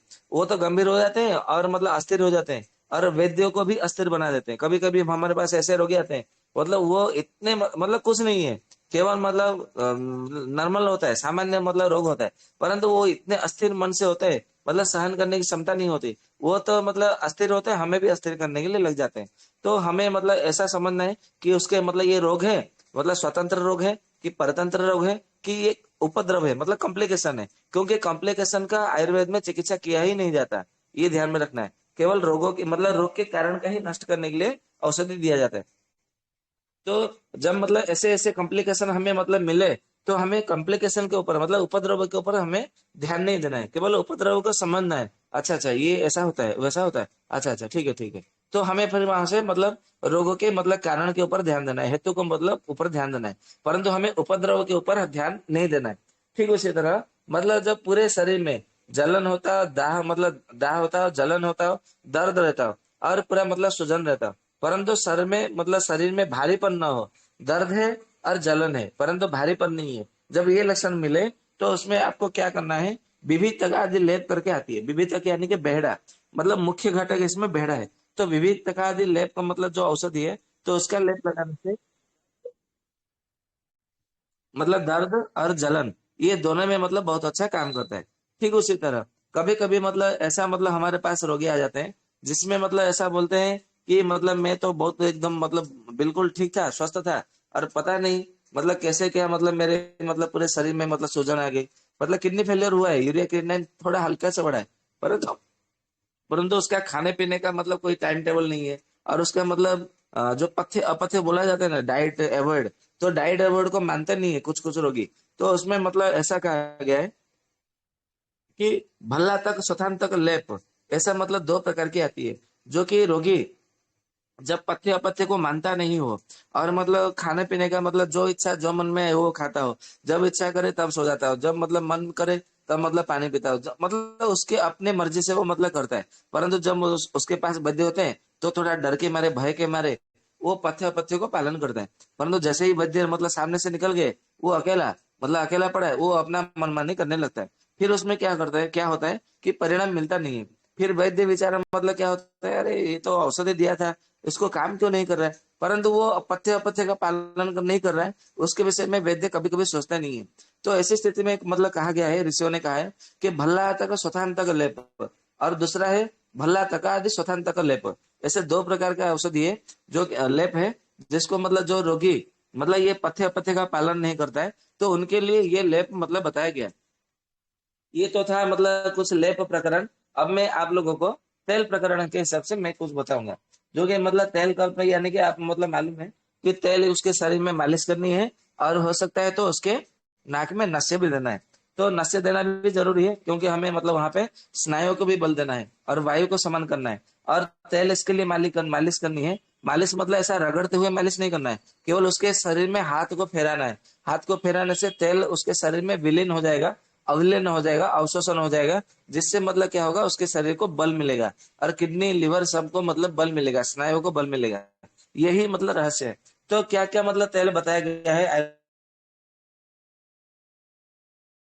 मतलब बहुत अच्छा मतलब फायदा मिलेगा। तो सबसे पहले ऐसा मतलब बताया गया है तेल कि यवाद तेलम। यवाद तेलम मतलब कब देना है, जब उसके शरीर में पूरे शरीर में केवल दर्द होता हो, मतलब सूजन तो है, सूजन के लिए आप लेप लगा रहे हैं, दूसरे दूसरे औषधियां भी दे रहे हैं, घृत दे रहे हैं, मतलब आसव दे रहे हैं, अरिष्ट दे रहे हैं, फिर मतलब ये गुगुल का भी मतलब मैंने कुछ बताया था, चूर्ण बताया था, काढ़ा है, कषाय है, सब तो दे रहे हैं, परंतु तेल की भी मालिश करना बहुत जरूरी है। तो जिनके शरीर में मतलब दर्द रहता है, तो उनको क्या करना है, यवादि तेलम करके तेल है, तो इसका मतलब तेल जो है पूरे शरीर में उनकी मालिश करनी है। पूरे शरीर में यानी कि गर्दन से लेकर पूरे तलुओं तक, पूरे शरीर में, मतलब कहीं भी मतलब थोड़ा छोड़ना नहीं है, चाहे पुरुष हो या महिला हो, मतलब कहीं भी मतलब एक बूंद जैसा मतलब जगह नहीं छोड़ना है। तो वहां पे मतलब पूरे शरीर की मतलब मालिश करनी है, यवादि तलम। और मतलब इतनी मात्रा में करनी है जितनी मात्रा में उसका लगभग 500 ml तेल जो है उसके शरीर में पूरा अवशोषित हो जाना चाहिए। अब आप लोगों को ये सुनकर हैरानी होगी, आश्चर्य होगा, अरे 500 ml मतलब आधा लीटर तेल उसमें कैसे अवशोषित होगा। आप मतलब करके देखिए, मतलब किडनी फेलियर की रोगी में मतलब मालिश करिए, सचमुच उसमें आधा लीटर तेल ऑब्जर्व हो जाएगा। उसमें कोई दिक्कत नहीं है, कोई आश्चर्य की बात नहीं है, सच में होता है। आप मतलब करके देखिए, जब उसमें आधा लीटर तेल ऑब्जर्व हो जाएगा ना पहला दिन, तो दूसरे दिन वो बोलेगा मुझे तो कल से बहुत अच्छा मतलब अनुभव हो रहा है, मुझे तो ऐसा लग रहा है कि मैं आधा % मतलब लगभग 50% में ठीक हो गया हो, स्वस्थ हो गया हो, ऐसा उसके मन में विचार आएगा। तो आप उसमें मतलब ये प्रयोग करिए, ये यवादी तलम का। और भी मतलब मैं तेल बता रहा हूँ। और मतलब और एक मतलब तेल है जिसको मतलब ऐसा लग रहा है कि मतलब वो हाथ पैर को हिला डुला नहीं पा रहा है, तो उसमें मतलब क्या करना है, आरोग्य गधा आदि तेल मतलब करके मतलब तेल है, तो उसको मतलब जब हम उसके शरीर में मालिश करेंगे तो जो हाथ पैर को वो उठा नहीं पा रहा, चल नहीं पा रहा, फिर नहीं पा रहा, तो उसको धीरे धीरे धीरे क्या होता है, उसमें शक्ति आती है, मतलब उसको मतलब ताकत आती है, और उसको स्नायुओं को, नाड़ियों को, सिरा प्रसिरा को, धमनियों को बल मिलता है, जिससे मतलब क्या होता है कि उसमें हेमोग्लोबिन की मात्रा भी मतलब संचालन होने लगती है। ये ध्यान में रखिए। कभी कभी मतलब ऐसा होता है कि उसके मतलब पेट बहुत ज्यादा मतलब फुला हुआ रहता है, मतलब उसमें जलोदर नहीं है, मतलब ये मतलब पेट में पानी नहीं है, एसाइटिस नहीं है, परंतु पेट फुला हुआ रहता है, और इसलिए फुला हुआ रहता है कि ये किडनी फेलियर हुआ और कुछ दिनों के बाद में उसको बुखार हो गया, और बुखार मतलब ठीक से मतलब उसका क्लियर नहीं हुआ, मतलब ठीक नहीं हुआ, और बुखार के कारण उसको अजीर्ण हो गया, अग्निमांद्य हो गया। क्योंकि आप सबको पता है जब बुखार होता है तो सबसे सबसे पहले क्या होता है, हमारा अग्नि मंद पड़ जाता है, हमारा यकृत विकृत हो जाता है। परंतु एलोपैथिक जो मॉडर्न साइंस के डॉक्टर है वो क्या करते हैं, उल्लोपैथी लोग वाले, ये सब मतलब ये अग्नि के विषय में नहीं समझते, ये यकृत मतलब ये इसके विषय में नहीं सोचते, वो केवल गैस्ट्रिक की टेबलेट दे देते, भूख बढ़ाने के लिए केवल गैस्ट्रिक की टेबलेट दे देते। तो गैस्ट्रिक का टेबलेट मतलब खाने से क्या होता है, लिवर और विकृत होता है, अग्नि और मंद पड़ जाता है, किडनी और दुर्बल होने लगता है, मतलब उसमें और फेलियर होने लगता है, मतलब उसमें काम नहीं करता है। तो उसमें मतलब ऐसी स्थिति में वहां पे क्या करना है कि पुनर्नवादी तेल करके औषधि है, जो कि वैद्यनाथ, कोटकल, वैद्य रत्न, बहुत सारी कंपनियां बनाती है, आपको बना बनाया हुआ आयुर्वेदिक मतलब औषधि दुकान पे मिल जाएगा। तो पुनर्नवादी तेल जब मतलब हम प्रयोग करते हैं, जिसको मतलब कब प्रयोग करना है, किडनी फेलर हुआ है और उसको बुखार है, बुखार पूरी तरह से छुटा नहीं है, और उसके केवल पेट में एकदम मतलब बहुत ढोलक जैसा मतलब फूल गया है, सूजन है, तो ऐसी स्थिति में पुनर्नवादी तेल का नशे भी देना है और शरीर में मालिश भी करनी है। तो देखेंगे मतलब उसका मतलब जो पेट का जो मतलब उधर उधर का जो मतलब सूजन है तो वो ठीक हो जाता है, और साथ में जो बुखार है बुखार भी ठीक हो जाता है, केवल पुनर्नवादी तेल का नश्य और मालिश करने से। कितना चमत्कार औषधि है, आप बताइए। मतलब एक भाग में मतलब हमने केवल मालिश किया और उसका सूजन भी उतर गई, बुखार भी छूट गया, मतलब ये तो ये हुई ना बात, इसको बोलते हैं वैज्ञानिकता। तो ठीक उसी तरह मतलब कभी कभी ऐसा होता है कि सूजन बहुत दिन हो गया, हमने ये औषधि दिया, वो औषधि दिया, मतलब ठीक ही नहीं हो रहा है, तो ऐसे में मतलब क्या करना है कि 10 मूल तेल करके, ये भी बैद्यनाथ की कंपनियां बनाती है, बहुत सारी कंपनियां बनाती है 10 मूल तेल। तो 10 मूल तेल का मतलब हमें क्या करना है, नशे भी देना है और मतलब हमें पूरे शरीर में मालिश भी करनी है। तो इससे मतलब देखेंगे ये 10 मूल तेल मतलब किन किन स्थितियों में देना है। तो बहुत दिन हो गया है, वो ठीक नहीं हो रहा है, सूजन उतर नहीं रहा है, और साथ में क्या आ रहा है, आपको मतलब बुखार भी है, खांसी भी है, दमा भी है, और आपका सांस भी फूल रहा है, मतलब आपको सांस लेने में तकलीफ भी हो रहा है, और आप मतलब सीधे बैठ भी नहीं पा रहे, केवल मतलब लेटने का मन कर रहा है, सोने का मन कर रहा है, परंतु सोते हैं तो कमर में दर्द होता है, रीढ़ की हड्डी में दर्द होता है, गर्दन में दर्द होता है, और पूरे एकदम मतलब हड्डियों में ऐसे मतलब दर्द निकल रहा है। तो ऐसी स्थिति में 10 मूल तेल की मालिश भी करनी है, क्योंकि आप सबको पता है 10 मूल जो है पीड़ा हरण करता है, यह मतलब दर्द को दूर करता है 10 मूल। तो 10 मूल से तेल जो बनाया होता है वो दर्द को क्यों नहीं दूर करेगा, तो दर्द को दूर करेगा, बुखार को भी दूर करेगा, खांसी को ठीक करेगा, श्वास को भी ठीक करेगा, और जो बहुत दिनों से जो मतलब सूजन है, सूजन उतर नहीं रहा है, तो सूजन को भी वो ठीक करेगा, धीरे धीरे वो कम करेगा, ये ध्यान में रखना है। ठीक उसी तरह मतलब ऐसे बहुत दिन हो गए हैं जो कि मतलब आप कितना भी मतलब औषधि दे रहे हैं, परंतु उसमें मतलब सूजन उतरने का नाम ही नहीं ले रहा, तो ये सबसे ब्रह्मास्त्र तेल है, ये ध्यान में रखना है। और जो ब्रह्मास्त्र होता है ना, वो मतलब कभी भी जब मतलब युद्ध होता है, आपने देखा होगा रामायण में, महाभारत में, दूसरे दूसरे ग्रंथों में भी आपने पढ़ा होगा, मतलब जब हम मतलब जो ब्रह्मास्त्र होता है ना, वो अंत में मतलब उसका प्रयोग किया जाता है, मतलब युद्ध मतलब करने गए तो सबसे पहले ब्रह्मास्त्र से कभी मतलब युद्ध नहीं किया जाता है। ब्रह्मास्त्र, नारायण अस्त्र, पाशुपतास्त्र, और मतलब ये वैष्णवास्त्र, मतलब ऐसे कुछ कुछ अस्त्र है जो कि मतलब अंत में उसका प्रयोग किया जाता है। तो ये भी मतलब एक औषधि बता रहा हूँ, एक तेल जो कि ब्रह्मास्त्र की तरह काम करता है, और उसका नाम है पंचमूलाद्यम तेलम। पंचमूलाद्यम जो तेल है वो कैसा भी मतलब आपका भयंकर से भयंकर मतलब आपका मतलब क्या सूजन है, मतलब कैसा भी भयंकर मतलब सूजन हो, केवल 3 से 5 दिन, ज्यादा नहीं, केवल 3 से 5 दिन, ये आपको चमत्कार मतलब आपको मतलब लगेगा। 3 से 5 दिन मतलब आपका मतलब कभी कभी 3 दिन में उतर जाता है, कभी कभी 4 दिन में, कभी कभी 5 दिन लगता है। इसका मतलब नश्य देना है, और साथ में मतलब पूरे शरीर की मालिश भी करनी है। नश्य कितनी मात्रा में देनी है, 30-30 ml, मतलब दोनों नथुनों में 30-30 ml, मतलब 60 ml जो है नस्य देनी है। नस्य देने का अर्थ ऐसा नहीं है कि मतलब हमने नाक में डाल दिया और वो गले से नीचे उतर के पेट में चला गया, उसको नस्य नहीं कहा जाता है। जो आयुर्वेद के जो पंचकर्म करते हैं उनको मालूम है कि नस्य जब हम देते हैं ना, तो एक भी बूंद गले में नहीं आना चाहिए, वो सीधा ब्रह्मरंध्र में जाना चाहिए। जो हमारा होता है ब्रह्मरंध्र, सहस्रार चक्र होता है ना, तो वो सीधा जो तेल होता है वो सीधा वहां पे पहुंचना चाहिए। परंतु हम लोग जो मतलब नाक से डालते हैं, ये मतलब कुछ नेचुरोपैथी या दूसरे दूसरे जो मतलब वैद्य लोग होते हैं, डॉक्टर लोग होते हैं, वो मतलब आधा उधरा जो ज्ञान लिए होते हैं, वो क्या करते हैं 2 बूंद 6 बूंद 4 बूंद ऐसा नस नाक में डाल दो, तो नाक में डाल के सो जाते हैं। तो उससे क्या होता है वो पेट में आ जाता है। उसमें भी मतलब फायदा होता है, मैं ऐसा नहीं बोल रहा वो फायदा नहीं मिलता है, परंतु पूर्णतः लाभ नहीं मिलता। रोगों को संपूर्णतः पूर्णतः नष्ट करने में वो असमर्थ होता है, अक्षम होता है। यदि मतलब पूर्णतः रोगों को मतलब यदि मिटाना है, तो उसको 30-30 ml की नस से डालिए, और उसका एक भी बूंद मतलब गले में नहीं आना चाहिए, वो सीधा एकदम मतलब ब्रह्मरंध्र में जाना चाहिए, सहस्रार चक्र के पास पहुंचना चाहिए, तभी आपको मतलब लाभ मिलेगा। और मैं बोल रहा हूँ ना, ये पंचमूलाद्यम जो तेल है, ये 3 से 5 दिन के अंदर आपको मतलब परिणाम मिलेगा। इतना अच्छा मतलब भयंकर परिणाम, ऐसा आप कह सकते हैं। मतलब चमत्कार, मतलब जैसा मतलब आप ये समझ सकते हैं। तो उसमें सच में ऐसा मतलब फायदा होता है। तो आप उसका मतलब परंतु इसको ऐसा नहीं कि कोई भी रोगी आया तो सबको मतलब पंचमूलाद्य तेल दे दिया, ऐसा नहीं है।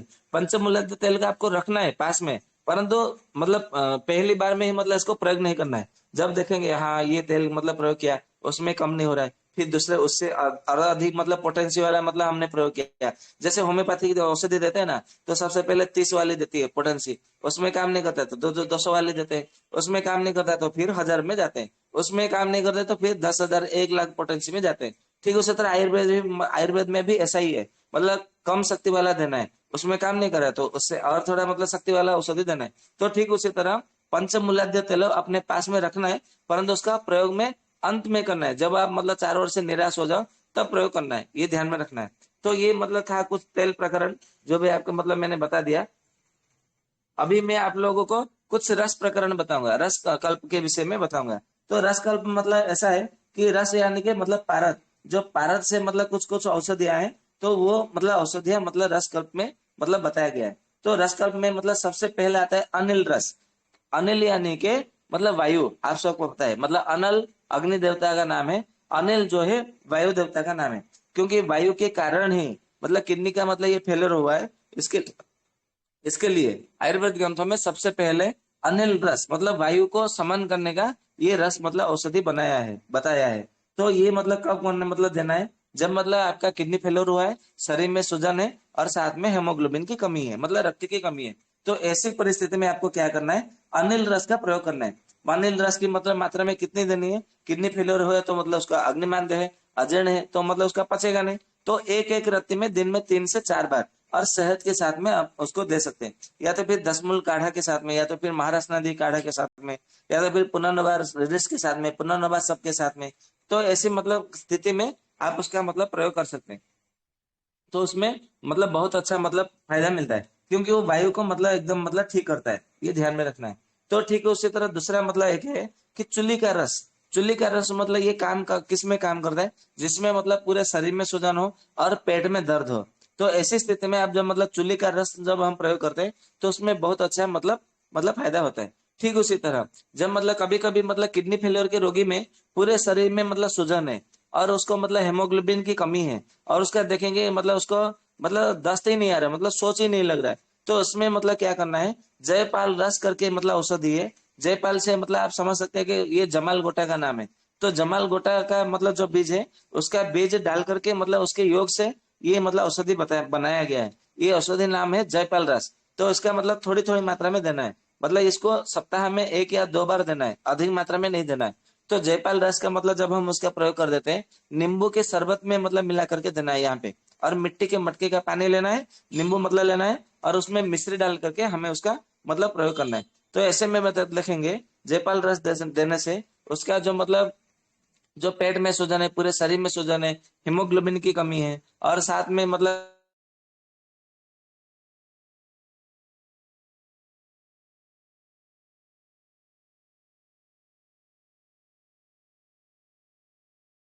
एकदम हल्का लगता है, उसको भारी भारी नहीं लगता है। ठीक उसी तरह मतलब एक औषधि मतलब ऐसा है जिसका मतलब कहा गया कि त्रिनेत्राख्यो रस। त्रिनेत्राख्य रस कब देना है? जब आपको मतलब ऐसा लगे कि मतलब हमने बहुत सारा मतलब औषधि प्रयोग कराया कि उसमें मतलब फायदा नहीं मिल रहा है, तो ऐसी स्थिति में क्या करना है? त्रिनेत्राख्य रस का मतलब हमें प्रयोग करना है। त्रिनेत्र यानी कि भगवान भोलेनाथ का त्रिनेत्र है, तो उनके मतलब बताए गए निर्देश के अनुसार ये औषधि है, इसके लिए उनके नाम से ये औषधि का नाम पड़ा है। ये सिद्ध जो नागार्जुन ऋषि हुए, जो सबसे पहले पारद भस्म मतलब बनाया था भगवान शिव जी के मतलब शिष्यत्व ग्रहण करके, मतलब भगवान शिव ही उनके प्रथम गुरु हैं, तो उन्होंने ही बताया था। इसके लिए सिद्ध नागार्जुन ने भगवान शिव जी के नाम से ही वो रस का नाम रखा, तो इसके लिए उसका नाम है त्रिनेत्राख्य रस। तो ऐसे में मतलब जब देखेंगे कि आपका मतलब कोई ऐसा मतलब सूजन है, उस सूजन उतर ही नहीं रहा है, तो उसमें हम त्रिनेत्राख्य रस का प्रयोग कर सकते हैं। ठीक उसी तरह दूसरा मतलब और एक है त्रिनेत्र रस करके, वो कब देना है? जब आपको ऐसा लगे कि मतलब पेट में कुछ भरा पड़ा है, मतलब स्त्रियों के मतलब ऐसा लगता है कि मैं गर्भवती हूँ, गर्भ से हूँ। पुरुषों को ऐसा लगता है कि मेरे पेट में कुछ है जो कि मतलब मुझे भारी भारी सा लग रहा है, तो ऐसी स्थिति में क्या करना है? त्रिनेत्र रस का मतलब हमें प्रयोग करना है। जब हम त्रिनेत्र रस का प्रयोग करेंगे तो उसमें बहुत अच्छा मतलब हमें फायदा मिलता है। ठीक उसी तरह और एक औषधि है जिसका नाम है व्योसादी रस। व्योस यानी कि सौंठ, पिपली, मिर्च, काली मिर्च को व्योस कहा जाता है। तो आप इससे समझ चुके होंगे कि ये मतलब व्योस मतलब इसमें सौंठ, मिर्च, काली मिर्च, सौंठ, पिपली, काली मिर्च उसमें पड़ा हुआ है, मतलब इसका मुख्य घटक है। इसकी इसी के साथ में व्योसादी रस मतलब उसमें मतलब पारद है, गंधक है, अभ्रक है, फिर ताम्र भस्म है, लौह भस्म है, मंडल भस्म है, भंग भस्म है, उसमें दूसरे दूसरे और भी मतलब उसमें मिला करके वो औषधि बनाया गया है। तो ये व्यसादी रस का हम जब मतलब प्रयोग करते हैं तो उसका मतलब बहुत जोरों से मतलब जो बोलते हैं ना कि दुसाध्य है, असाध्य है, ये बड़ा भयंकर मतलब सूजन है, तो उसमें जब हम ये प्रयोग करते हैं तो उसमें बहुत अच्छा हमें मतलब फायदा मिलता है। ठीक उसी तरह और एक मतलब औषधि है जिसका नाम है वैद्यनाथ रस। वैद्यनाथ यानी कि भगवान शिव जी का नाम ही वैद्यनाथ है। ऐसा मतलब कहा जाता है ना कि देवधर्म में मतलब वैद्यनाथ, बाबा वैद्यनाथ जी मतलब ऐसा है, तो मतलब ऐसा कहा जाता है। जैसे आज मतलब प्रधानमंत्री नरेंद्र मोदी जी मतलब बाबा वैद्यनाथ के दर्शन करने के लिए गए हैं, अभिषेक करने के लिए, मतलब बिल्व पत्र का, ऐसा कहा जाता है। जो कि 75 साल में मतलब पहली बार ऐसा हुआ कि कोई प्रधानमंत्री वहां पे गए बाबा जी का दर्शन करने के लिए। तो वो वैद्यनाथ मतलब रस जो है, भगवान मतलब वैद्यनाथ मतलब वो सारे वेदों के नाथ भगवान शिव जी है, तो शिव जी के नाम से ही मतलब वैद्यनाथ रस पड़ा है। जब मतलब कभी कभी ये रस तब मतलब तभी प्रयोग करना है जब आपको समझ में ना आए कि अभी मतलब इसकी चिकित्सा कैसे करनी है, इसको क्या करना है, कैसे करना है। जब आपको मतलब कोई समझ में नहीं आए तो उसमें मतलब ऐसी स्थिति में आपको मतलब ये वेदनाथ रस का मतलब प्रयोग करना है। तो वेदनाथ रस जब मतलब हम प्रयोग करते हैं तो उसमें आपको बहुत मतलब अच्छा परिणाम मिलता है। मतलब उसको धीरे धीरे जो है उसका किडनी भी मतलब शक्ति मिलती है और सूजन भी धीरे धीरे उतरने लगता है। तो इसलिए आप मतलब वेदनाथ रस का मतलब प्रयोग कर सकते हैं। तो ठीक उसी तरह और एक औषधि है जिसका नाम है दुग्ध रस। तो दुग्ध रस ऐसा मतलब कोई कोई दुग्ध बट्टी बोलते हैं और कोई कोई उसको दुग्ध रस भी मतलब कहते हैं। तो दुग्ध रस मतलब कब देना है? जब आपको ऐसा लगे कि मतलब इसमें हेमोग्लोबिन की कमी है, इसमें मतलब हाथ में पैर में मतलब पूरे सारे शरीर में सूजन है। कभी कभी ऐसा लगता है कि मतलब आज मतलब हाथ में सूजन है तो 2 दिन के बाद में पैरों में सूजन होता है, या तो 1 सप्ताह के बाद में केवल चेहरे में सूजन है। कभी मतलब पूरा चेहरे में सूजन नहीं है, मतलब सुबह उठा तो केवल आंखों के नीचे मतलब सूजन है। तो फिर कभी मतलब ऐसा लगता है 4-5 दिन के बाद में कि गालों गालों में मतलब सिर में मतलब उसका सूजन है। कभी कभी ऐसा लगता है कि गले में सूजन है, मतलब उसको पता नहीं चल रहा है कि उसमें मतलब कहाँ सूजन है। तो ऐसी स्थिति में क्या करना है? ये जो दुग्ध रस है, कोई कोई वैद्य इसको दुग्ध भट्टी बोलते हैं, तो उसमें ये मतलब दुग्ध रस का दुग्ध भट्टी का प्रयोग करना है। तो इसमें मतलब क्या होता है, उसमें बहुत अच्छा मतलब फायदा मिलता है। मतलब ये जो बार बार इधर उधर जो सूजन होता है ना, तो ये सूजन को धीरे धीरे कम करने लगता है। ठीक उसी तरह कभी कभी मतलब क्या होता है कि मतलब किडनी फेलर है, सूजन है, मतलब भूख ही नहीं लग रहा है और खा रहे तो मतलब जन्य हजम नहीं हो रहा है, और उसका मतलब छाती से लेकर के मतलब स्तन से लेकर के नाभि तक केवल उतने स्थान में दर्द होता है। मतलब केवल नाभि में या तो पेट में दर्द होता है, तो मैंने पहले बताया ये जो होता है ये स्तनों से लेकर के मतलब स्तन भाग से लेकर के नाभि तक दर्द होता है।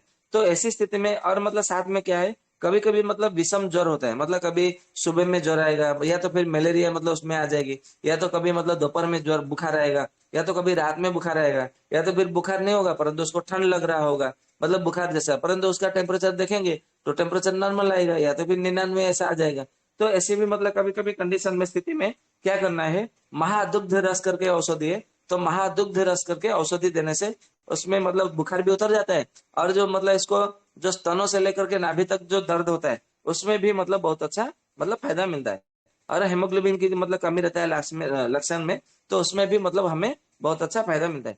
ठीक उसी तरह ऐसा लगता है कि मतलब कभी कभी किडनी फेलियर के रोगी में सूजन है, और मतलब कभी कभी पतला दस्त होने लगता है, और साथ में क्या होता है, स्तन से लेकर स्तनों में दर्द होता है, स्तन के मतलब निपलों में भी मतलब दर्द होता है, चूचों में, और दस्त लगने लगता है, और बुखार भी मतलब रहता है। मतलब ऐसा नहीं है कि आजकल बुखार हो, बहुत दिन हो गया मतलब बुखार उसका छूट नहीं रहा है, या तो शरीर के गर्मी मतलब उसका दूर नहीं हो रहा है। तो ऐसी स्थिति में क्या करना है, बृहत दुग्ध रस, मतलब पहले दुग्ध रस, फिर महादुग्ध रस, ये बृहत दुग्ध रस, ये बृहत दुग्ध रस का जब हम मतलब प्रयोग करते हैं तो उसमें बहुत अच्छा फायदा मिलता है, ये ध्यान में रखना है। ठीक उसी तरह कभी कभी मतलब क्या होता है कि पेट में मतलब ऐसा लग रहा है कि पेट में मतलब पानी भरा पड़ा है, किडनी भी मतलब फेलियर है, शरीर में सूजन है, और पेट में पानी भरा पड़ा है, जिसको जलोदर या तो एसाइटिस बोला जाता है।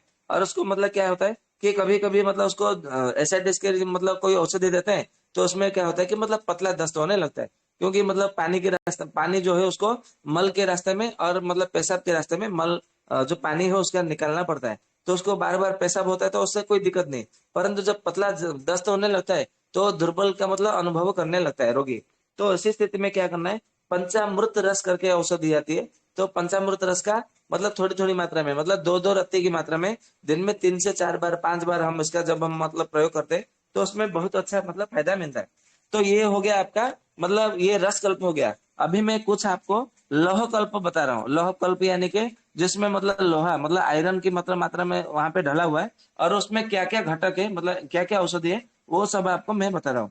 तो इसमें मतलब सबसे पहले ऐसा कहा गया है कि कटुखाद्य लोह, कटुखाद्य लोह मतलब तब कम देना है, ये जो जितना सब लोह और मंडूर है ना, ये मतलब तब मतलब प्रयोग करना है, लोह कल्प मंडूर कल्प, बराबर, जब मतलब किडनी के मतलब फेलियर के रोगी में मतलब आपका मतलब किडनी फेलियर है, सूजन है, और हेमोग्लोबिन की मात्रा कम है। तो ऐसी स्थिति में लोह कल्प मंडूर कल्प का प्रयोग हमें करेंगे ना, तो हेमोग्लोबिन की भी मतलब मात्रा बढ़ती है, और साथ में सूजन को भी मतलब उतार देता है। तो सबसे पहले कटुखाद्य लोह, ये मतलब हेमोग्लोबिन के साथ में सूजन को भी ये ठीक करता है।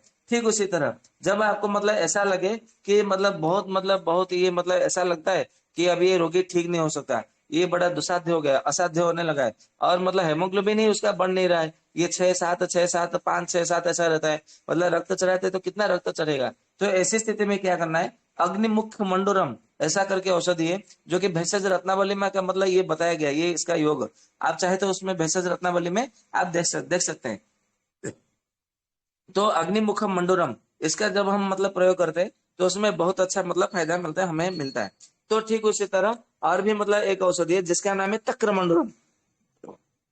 तो तक्र मंडूरम कम मतलब कब देना है, जब आपको मतलब सूजन के साथ में मतलब आपका हेमोग्लोबिन की कमी रहती है, तो ऐसी स्थिति में हमें तक्र मंडूरम का मतलब एक एक मासा के परिमाण में हमें शहद के साथ में उनको चटाने के लिए देना है। ठीक उसी तरह एक औषधि त्रिकटुकादि लहम, ये भी मतलब भेषज रत्नावली में ही बताया गया है। ये केवल सूजन को उतारती है और दूसरा कुछ नहीं करता है, सूजन की उतारती है, साथ में हेमोग्लोबिन की मात्रा को बढ़ाती है। ठीक उसी तरह और एक औषधि है जिसका नाम है त्रिकटवाद्य लोहम, मतलब पहले जो था वो त्रिकटुकादि लोहम, ये दूसरा है, ये त्रिकट्व आदि लोहम, मतलब त्रिकटु आदि लोहम, वो कादि लोह था, ये आदि लोह है। तो ऐसी मतलब ये त्रिकट आदि लोह इसमें मतलब क्या काम करता है, जिसमें मतलब सूजन है, और मतलब ऐसा सूजन मतलब भयंकर सूजन है, भयंकर मतलब सूजन है, मतलब सूजन उतर नहीं रहा है, और साथ में हेमोग्लोबिन कितना भी औषध दे रहे हैं तो वो मतलब बढ़ नहीं रहा है हेमोग्लोबिन, और उसको मतलब दुर्बलता दिनों दिन मतलब बढ़ रहा है, दुर्बलता दुर्बलता कम नहीं हो रही है। तो ऐसी स्थिति में क्या करना है, त्रिकटु आदि लोहम का मतलब जब हम प्रयोग करते हैं तो उसका वजन भी बढ़ने लगता है, सूजन भी उतरने लगता है, और उसमें हेमोग्लोबिन की मात्रा भी बढ़ने लगती है, ये ध्यान में रखना है। ठीक उसी तरह कभी कभी मतलब ऐसा है कि उसका मतलब वजन कम नहीं हुआ, मतलब परंतु उसके शरीर में पूरे शरीर में सूजन है, और मतलब भयंकर सूजन है, और मतलब उसका जो उदर है मतलब जो पेट है एकदम फूला हुआ है, मतलब सूजन है, और उसको मतलब पूरा एकदम इतनी दुर्बलता आ गई है कि वो मतलब पानी का एक बूंद भी मतलब वो निगलने में मतलब उसको गले के नीचे उतारने में उसको बड़ा तकलीफ होता है। तो ऐसी स्थिति में क्या करना है, त्रिकटुका आदि महात्रिकटा आदि लह लह करके औषधि है, तो उसका जब हम प्रयोग करते हैं तो उसमें मतलब धीरे धीरे उसको मतलब खाना पचाने की, खाना मतलब खाने की, या तो पानी पीने की, गले से नीचे उतारने की, इसमें मतलब बहुत अच्छा मतलब परिणाम मिलता है। ठीक उसी तरह और एक मतलब औषधि है जिसका नाम है त्रिकोटुल लोह। त्रिकोटुल लोह मतलब इसमें मतलब कब देना है, जब आपको ये लगे कि उसको मतलब केवल सूजन है और उसके मतलब पूरे नाभि के चारों ओर केवल दर्द रहता है और सूजन रहता है, तो ऐसी स्थिति में क्या करना है, त्रिकोटुल लोह उसका मतलब प्रयोग करना है। मतलब त्रिकोटुल लोह मतलब ये बड़ा सरल है, सहज है, ये आप मतलब कोई भी बना सकते हैं। मैं इसका मतलब कैसे बता देता हूँ।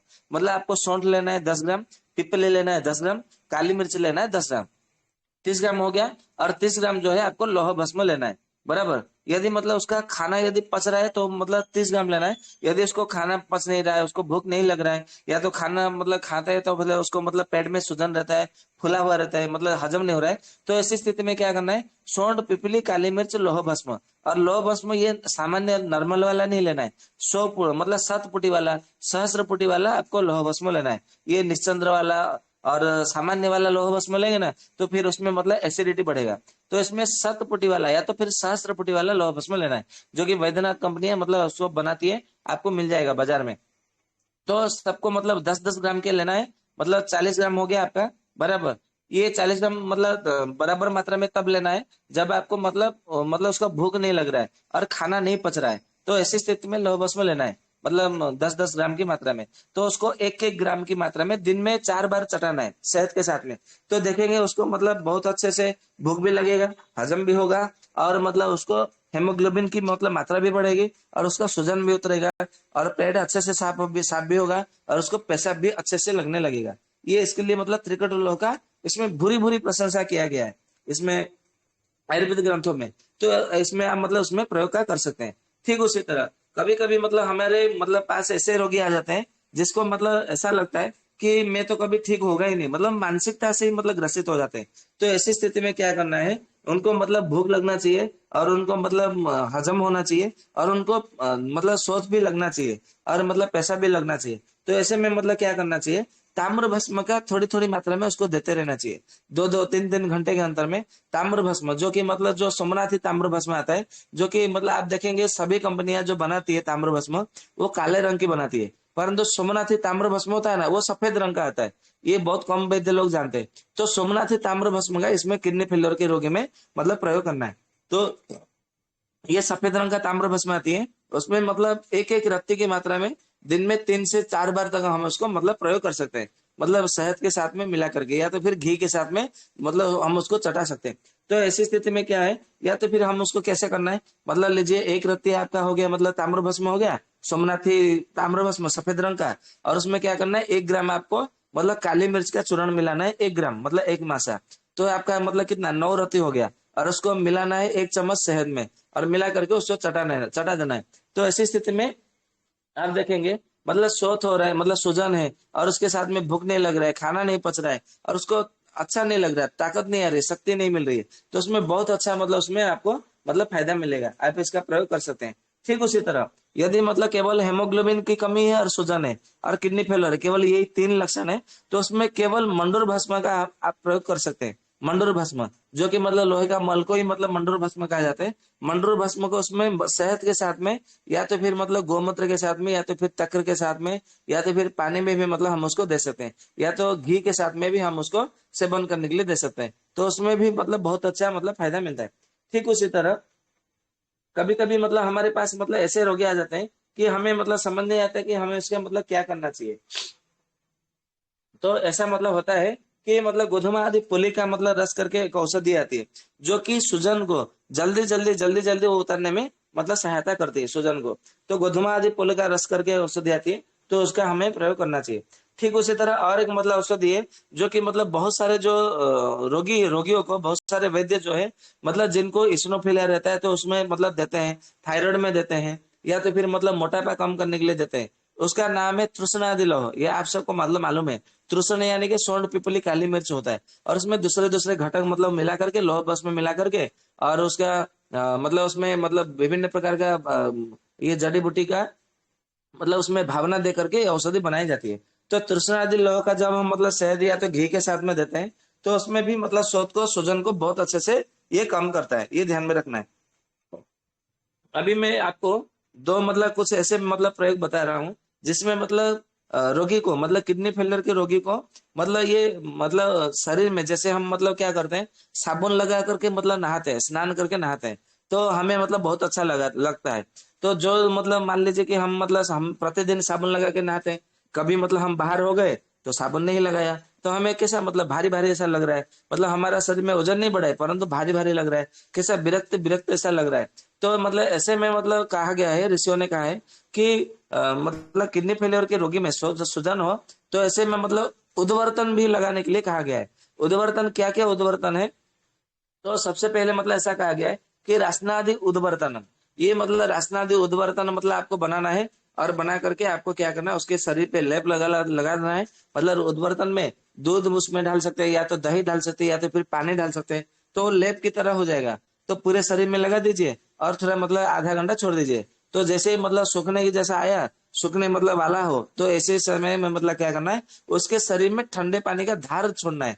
मतलब वो मतलब ऐसा नहीं है कि पानी के अंदर डुबकी लगा के नहा लिया, मतलब ऐसा नहीं है। हाँ, यदि मतलब किसी मतलब तालाब में, मतलब पोखरे में, तालाब में यदि कमल का फूल खिला हो, तो वो उबटन सूखने के बाद में उसको छोड़ दीजिए किडनी फेलियर के रोगी को। वो मतलब 1 घंटे के लिए उसको मतलब गले तक मतलब गले तक मतलब पानी में उसको बैठे रहने के लिए छोड़ दीजिए, तो वो अच्छा है। परंतु घर में ऐसे बाल्टी में टब में ऐसा नहाते हैं ना, तो ये नली में ये मतलब सूट नहीं करता। उसको क्या करना है, उसके मतलब बिठा दीजिए और उसके शरीर के ऊपर मतलब पानी की, ठंडे पानी की धारा छोड़िए। मतलब ये उद्वर्तन सूखने के बाद में, औषधि का नाम है रासनादि उद्वर्तन। तो ऐसे मतलब उसको पहले दिन से ही मतलब बहुत अच्छा लगेगा, उसको अच्छा लगेगा, ऐसा लगेगा अरे वाह, मुझे तो ऐसा लग रहा है कि मैं एकदम मतलब हल्का हो रहा हूँ, मेरा शरीर मतलब भारीपन कम हो रहा है, मतलब वजन मतलब कम होता लग रहा है। ऐसा उसको लगेगा कि मैं अच्छे से सांस ले पा रहा हूँ। ऐसा बोलते हैं ना कि मतलब ऑक्सीजन की जिसको कमी हो गई है, और ऑक्सीजन का मतलब जैसे ही मतलब चढ़ा दिया, लगा दिया मुंह में, तो उसका ऐसा लगता है हाँ मुझे अभी ऑक्सीजन की मतलब कमी का महसूस नहीं हो रहा है, अच्छा लगने लगा है। तो ये उद्वर्तन लगाने से भी बहुत अच्छा मतलब फायदा मिलता है। ठीक उसी तरह और भी मतलब एक मतलब उद्वर्तन है, जिसको मतलब कहा गया कि बरसंबादि खीरम उद्वर्तनम। ये भी मतलब ऐसा ही है, मतलब आप दोनों में से कोई भी मतलब एक उद्वर्तन मतलब आप मतलब चयन करिए, और ये दोनों में से कोई भी मतलब आप उसको मतलब चयन करके आप उसको दे सकते हैं। अभी मतलब मैं कुछ और मतलब प्रयोग आपको बता रहा हूँ, जिसको मतलब कहा गया है कि मिश्र कल्प, मतलब मिश्र कल्प यानी कि परिशिष्ट कल्प में बताया जाता है। तो ऐसा कहा गया है कि अरण्य क्षार योग कल्प। अरण्य यानी कि 10 मूल में एक पौधा होता है, बड़ा बड़ा पौधा होता है जो बृहद पंचमूल में लिया जाता है, जिसको अरण्य मतलब ऐसा कहा जाता है। पहले के जमाने में क्या होता था कि अरण्य की लकड़ी लेते थे, बड़ा सा लकड़ी, और उसमें मतलब छेद करते थे, थोड़ा सा छेद करते थे, और उसमें छोटे छोटे पत्थर के गोटियां डाल देते थे, और दूसरा अरण्य का लकड़ी लेते थे, और उसके अंदर डाल करके उसको जैसे हम मथाना से, जैसे मतलब कैसे समुद्र मंथन किया गया, या तो फिर दही से हम मतलब छाछ बना करके मंथन करके उसमें उसमें से माखन निकालते हैं। तो ऐसे ही मतलब मथन करने से उसमें से आग आग निकलती थी। तो जो हमारे जो मतलब महर्षि वेद व्यास जी है, उनका जो पुत्र है, उनका मतलब अग्नि के मतलब अरण्य के अग्नि से उनका मतलब उत्पन्न हुआ। ऐसा मतलब बड़े बड़े कथाकार, प्रवचनकार और पुराणों में, शास्त्रों में ऐसा बताया जाता है कि अरण्य की अग्नि से उनका जन्म हुआ था। तो जो भी है वो मतलब मैं उस विषय में नहीं जा रहा हूँ, केवल अरण्य को समझाने के लिए, बताने के लिए मैंने बता दिया। तो अरण्य जो होता है ना, 10 मूल का जो होता है, बृहत पंचमूल, लघु पंचमूल, तो बृहत पंचमूल में अरण्य का छाल लिया जाता है। तो अरण्य का मतलब जो उसका छाल का लेकर के उसका क्षार बनाया जाता है। क्षार बनाने की विधि मतलब मैंने शायद मतलब पहले बता दिया है, फिर भी मैं बता देता हूँ, या तो आज जो नए लोग जुड़े हैं या तो नए मतलब रिकॉर्ड सुन रहे हैं उनके लिए फायदा होगा। मतलब अरण्य का मतलब छाल लेना है, और छाल लेकर के क्या करना है आपको, मतलब उसको क्या करना है कि मतलब रख देना है बराबर, मतलब सुखा देना है। और उस मतलब कुछ दिनों के बाद मतलब क्या होगा, वो सूख जाएगा। मतलब उसको धूप में सुखाना है, ऐसे मतलब छाया में नहीं सुखाना है, धूप में सुखाना है। धूप में मतलब सूख जाने के बाद में पूरी तरह से जब सूख जाएगा, तो उसको क्या करना है, उसको मतलब जला डालना है। तो जब मतलब पूरे पूरी तरह से जब मतलब जल जाएगा, तो जल जाने के बाद में उसको क्या करना है, उसका 4 गुना पानी में आपको मतलब उसमें मतलब लेना है, मतलब पानी डालना है 4 गुना पानी में।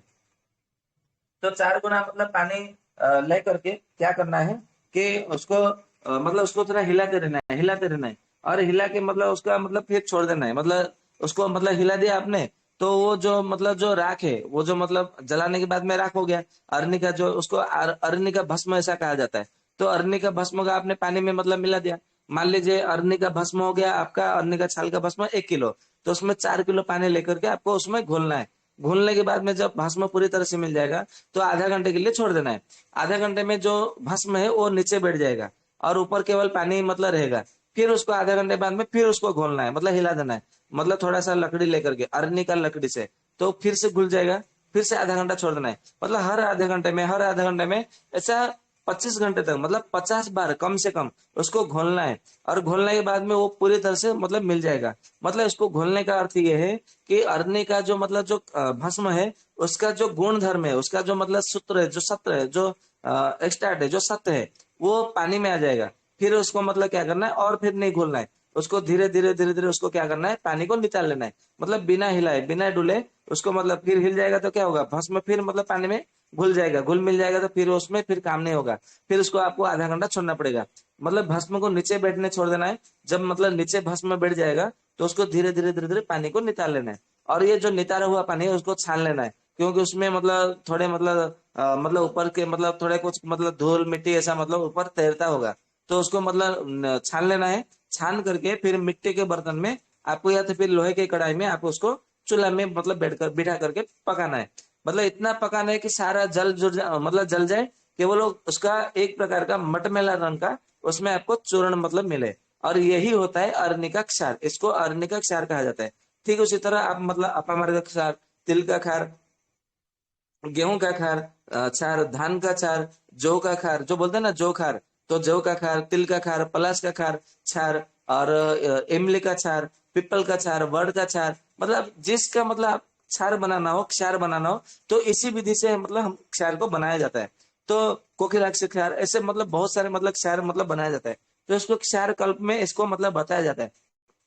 तो इसको मतलब जब मतलब क्षार मतलब हो गया तो उसको क्या करना है, इसको मतलब मतलब उसको पीने के लिए भी देना है, और उसको पानी में मिला करके जहां जहां सूजन है वहां पे लेप भी लगाने के लिए देना है। तो इतना जल्दी आपको मतलब फायदा मिलता है कि क्या बताएं। मतलब आपको 3 से 5 दिन में आपको मतलब फायदा मिलता है। तो इसको मतलब आप ध्यान में रखिएगा।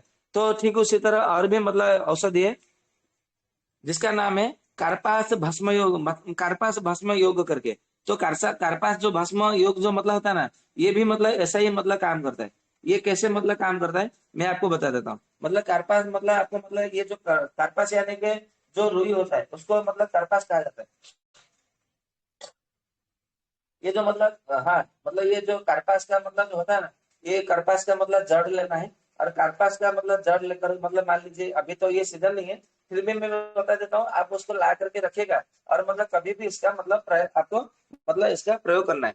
तो कपास का मतलब लेना है और कपास का जड़ लेना है, मतलब दोनों को मतलब समान मात्रा में लेना है। मतलब जो कपास जो रुई होता है, रुई मतलब मान लीजिए आपने 1 किलो लिया, और उसका जड़ भी लिया आपने, मतलब मान लीजिए कि 1 किलो लिया, बराबर। और दोनों को क्या करना है, जला देना है। और जला देने के बाद में इसका मतलब एक भाग मतलब आपका ये भस्म हो गया, इसको कपास भस्म कहा जाता है। और फिर उसमें मतलब क्या करना है, मतलब मान लीजिए कि आपका भस्म हो, मतलब मान लीजिए कि आपका भस्म है 1 किलो कपास का भस्म, और 2 किलो क्या करना है, आप इसमें साले चावल लेना है। साले चावल और ये कपास भस्म, ये दोनों को मतलब मिला करके दूध में पकाना है। दूध में पका करके इसको चावल मतलब भात बनाना है, या तो मतलब मतलब खीर जैसा बनाना है। और खीर मतलब बनाना है, इसमें तेल नहीं डालना है, इसमें घी डाल करके आपको पकाना है। और यही जो घी है या तो ये जो खीर है, इसी को मतलब किडनी फेलियर के रोगी में मतलब खाने के लिए देना है, ये ध्यान में रखना है। मतलब दूसरे और मतलब खाने के लिए देंगे तो दूध भात तो दे सकते हैं, परंतु जब ये कार्पास भस्म युक्त ये मतलब खीर का पायस का जब हम उसको खाने के लिए देते हैं ना, तो उसको किडनी को जल्दी बल मिलता है, और उसको किडनी जल्दी जल्दी ठीक होने लगता है, और मतलब वो रिकवरी होने लगता है, और उसको शक्ति मिलता है। क्योंकि ये खीर से मतलब कफ बनता है। और जितने मतलब सब मतलब कार्पास का जो मतलब मूल धर्म क्या है, वो पित्त और वात को समन करता है। और साली धान का चावल का जो मतलब गुण धर्म क्या है, वात पित्त सामक है, आप इसका गुण धर्म में देखेंगे तो। परंतु ये कफ वर्धक है, मतलब कफ को बढ़ाने वाला है। तो ये हमें किडनी फेलर में क्या करना है, कफ को बढ़ाना है, वात पित्त को समन करना है। तो ये कर्पास भस्म में तो मतलब ये जो औषधि है मतलब खीर है, हम जब इसका मतलब प्रयोग करेंगे तो हमें उससे मतलब बहुत अच्छा मतलब फायदा मिलेगा।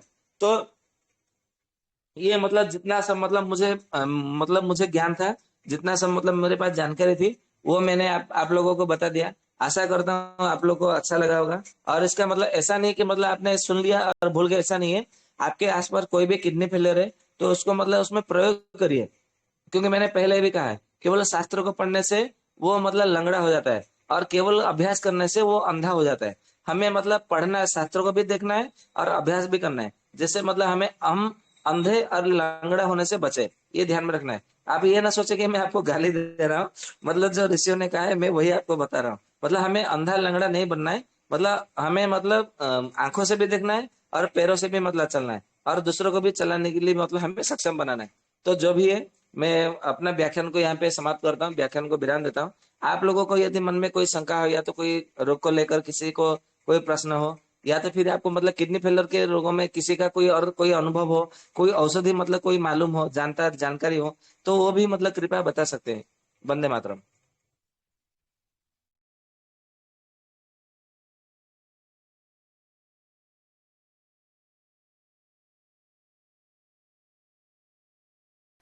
बैद जी, वंदे मातरम। हाँ भैया, वंदे मातरम। बैद जी, जैसे मैं हिम्स हॉस्पिटल में काफी समय से कार्य कर रहा हूँ। यहाँ पे करीब अप्रोक्स 30% जो पेशेंट है ना, वो वैक्सीन लेने के बाद हो गए हैं। तो ये सारी दवाइयाँ क्या उनके ऊपर भी कार्य करेगी, या उनके लिए कुछ अलग से नियम हमें बनाना पड़ेगा, या कुछ और भी रहेगा नियम? क्योंकि मैंने यहाँ बीच पे बीच ज्यादातर में जो अभी जल्दी में जो पेशेंट आए हैं, 2 महीना 3 महीना हो गया, किसी को 6 महीना हो गया, किसी को 1 साल हो गया है, और वैक्सीन के साइड इफेक्ट वाला जो दिक्कत है ना, थोड़ा खराब दिख रहा है। मतलब ऐसी कंडीशन हो जाती है कि बड़ा परेशानी हो जाता है उनका। तो ये एक सवाल है मेरा। ये एक ही सवाल है ना, कि और भी सवाल है? जी जी, बस एक ही है। अच्छा, तो मैं सबसे पहले आपको बता दूं कि जब हमारा मतलब रक्त की कमी के जब मतलब सत्र चल रहा था, दुर्बलता के ऊपर जब सत्र चल रहा था, और मतलब किडनी फेलियर के अभी मतलब सूजन के ऊपर जो सत्र चल रहा है, और बीच में और वमन को मतलब उल्टी को लेकर मतलब सत्र चला था, तो उसमें मतलब मैंने बीच बीच में एक एक मतलब औषधियां मैंने बताई है, जो कि वैक्सीन लेने के कारण जिनका किडनी फेलियर हुआ है, तो मैंने औषधि बताया है। फिर भी जब मतलब आप आग्रह करते हैं, तो मैं ऐसा विचार करता हूँ कि जिन्होंने वैक्सीन लेने के बाद में जितना जिनका किडनी फेलियर हुआ है, उसके लिए एक अलग से सत्र रख लेते हैं। जैसे मतलब केवल वैक्सीन लेने के बाद में किडनी फेलियर हुआ है, तो उसमें क्या क्या औषधि दे सकते हैं, क्योंकि उसमें भी मतलब अलग से मतलब बताया गया है आयुर्वेद ग्रंथों में, क्योंकि मतलब विष विकार ग्रस्त होने के कारण उनका मतलब वृक्कीय निष्क्रियता हुई है।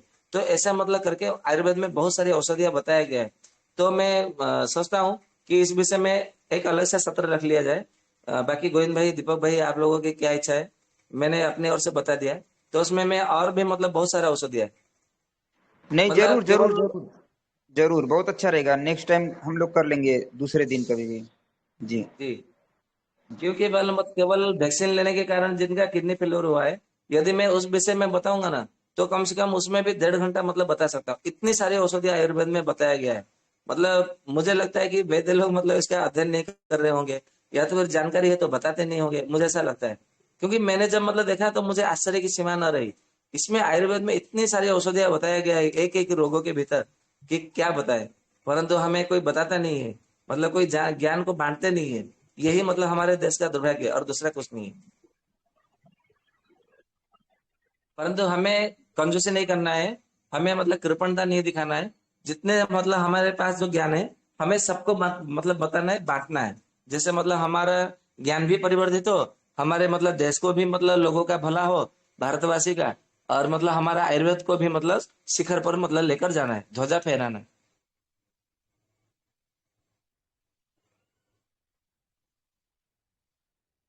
किसी के मन में और कोई प्रश्न है, या तो कोई अनुभव है तो वो भी बता सकते हैं। एक मेरा प्रश्न है।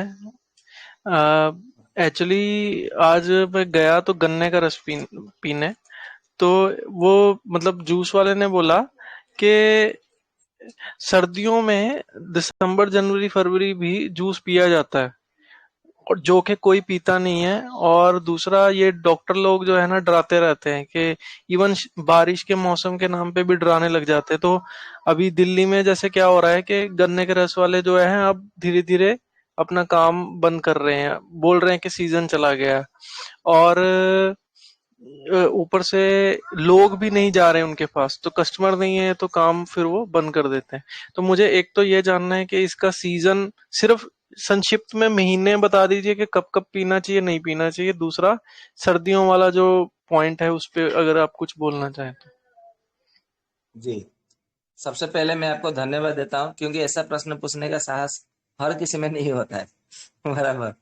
तो जब ये आपने बहुत अच्छा प्रश्न किया है, आपके माध्यम से लोगों को ज्ञान जाएगा। तो सबसे पहली बात ये जो मतलब आपने जो सर्दी वाली मौसम की मतलब बात कही है, सर्दी के मौसम में क्या होता है, हेमंत ऋतु और शिशिर ऋतु, ये दो ऋतु को सर्दी का मतलब मौसम कहा जाता है। तो उस मतलब ऋतु में ऐसा कहा गया है आयुर्वेद ग्रंथों में कि उस समय हमें मतलब हमारे शरीर में कफ की मात्रा कम होती है। कफ की मात्रा कम होती है क्योंकि वहां पे वायु का प्रकोप ज्यादा होता है। वायु का प्रकोप ज्यादा होने से वहां पे वात और पित्त ये दोनों बढ़ते हैं, क्योंकि मैंने पहले भी कहा कि वात बढ़ता है तो पित्त बढ़ता है, पित्त बढ़ता है तो वात बढ़ता है। और आप लोगों को देखा होगा, आप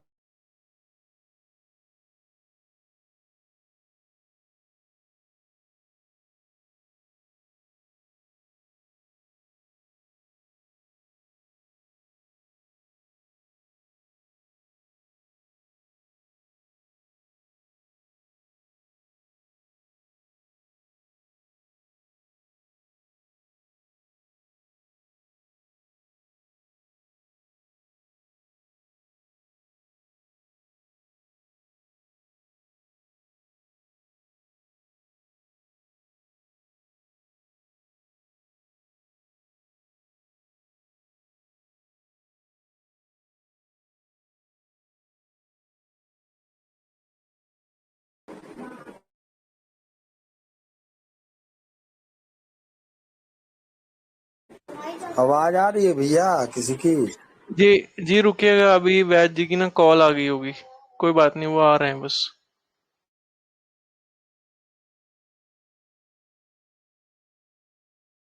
हाँ, तब तक मैं एक बात पूछ लूं हरजंदर, ये सर्दी पे एक जी मैं बात करती हूँ क्या इनके बाद?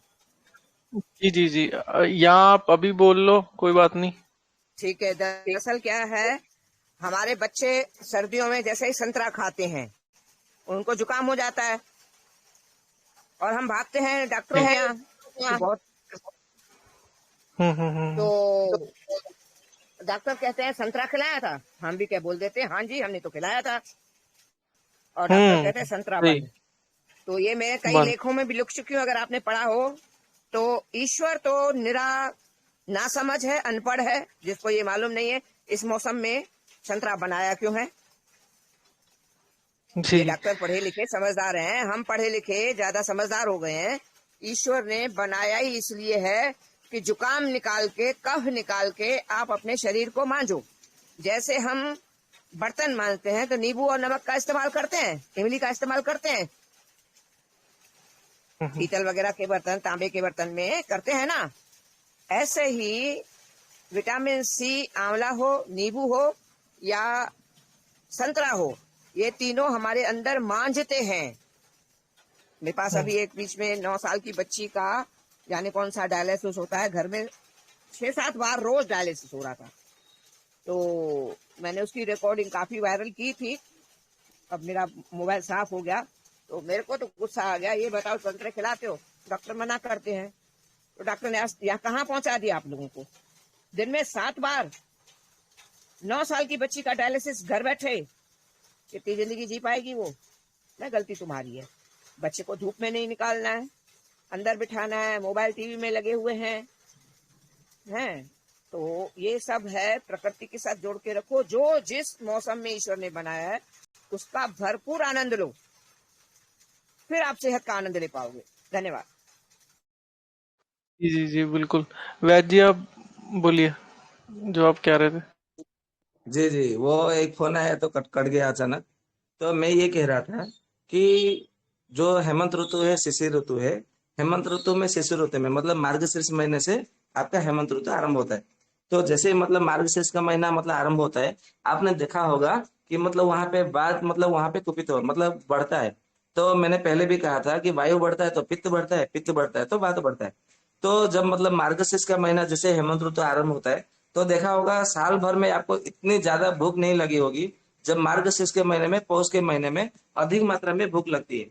वो ऐसा इसलिए लगती है क्योंकि वात और पित्त या वहां पे ये दोनों बढ़े रहते हैं। इसके लिए वहां पे आपको अधिक मात्रा में भूख लगती है। ये तो हो गया पहली बात। और आप सबको पता है, और वर्षा ऋतु, शरद ऋतु जो होता है वो पित्त का मतलब, प्रकृति का मतलब पित्त कुपित्त का समय होता है।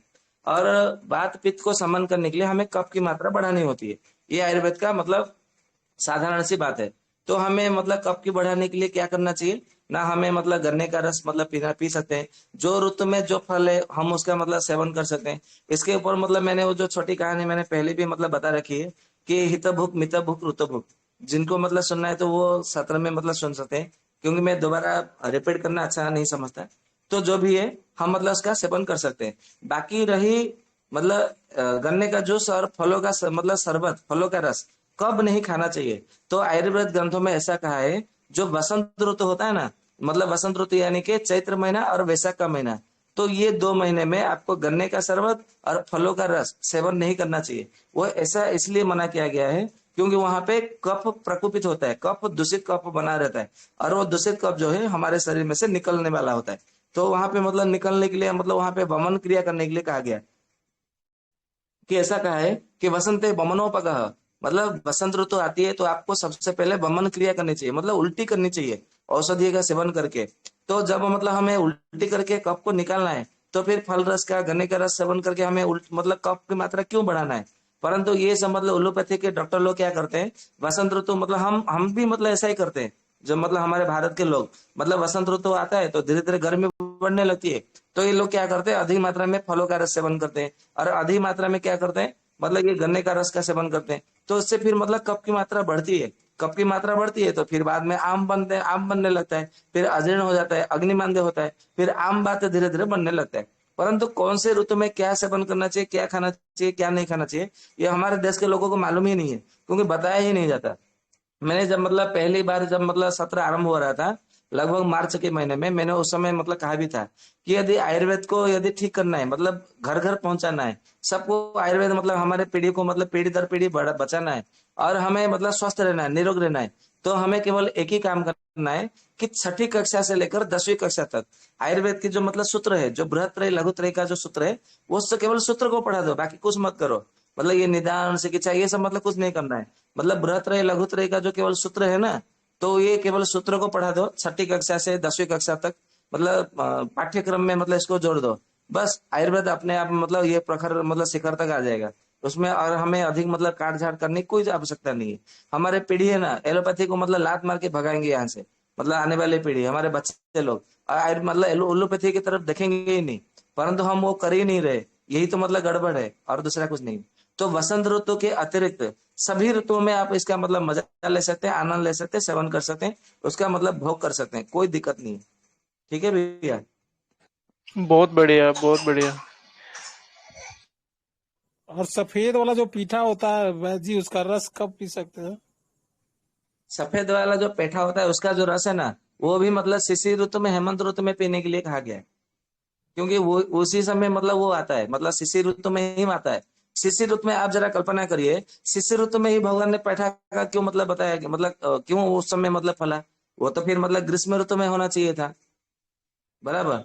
तो इसीलिए दिया गया क्योंकि पेठे का रस एकदम मतलब पीने पिएंगे तो आपके मतलब शरीर में शक्ति आएगी, वायु का नाश होगा, क्योंकि उसी समय वायु का कुपित होता है। जिस ऋतु में जो मतलब दोष कुपित होता है, प्रकुपित होता है, उसी को समन करने के लिए मतलब प्रकृति ने आपको मतलब सामने फल मूल कंद विभिन्न प्रकार की मतलब जो साग भाजी वो सब दे दिया है।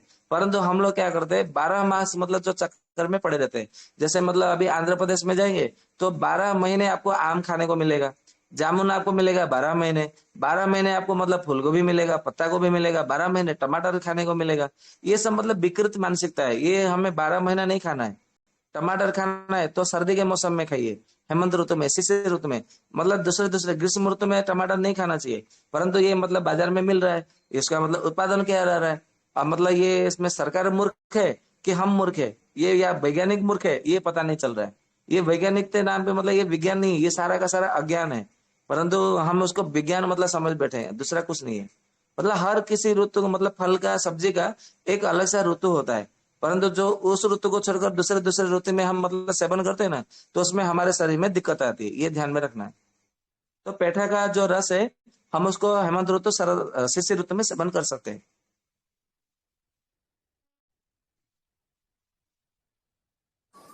हेलो गुरुजी। हाँ जी, हेलो वंदे मातरम। गुरुजी। वंदे मातरम हाँ जी, गुरुजी। वंदे मैं मातरम। बिहार से हूँ, कौशल किशोर।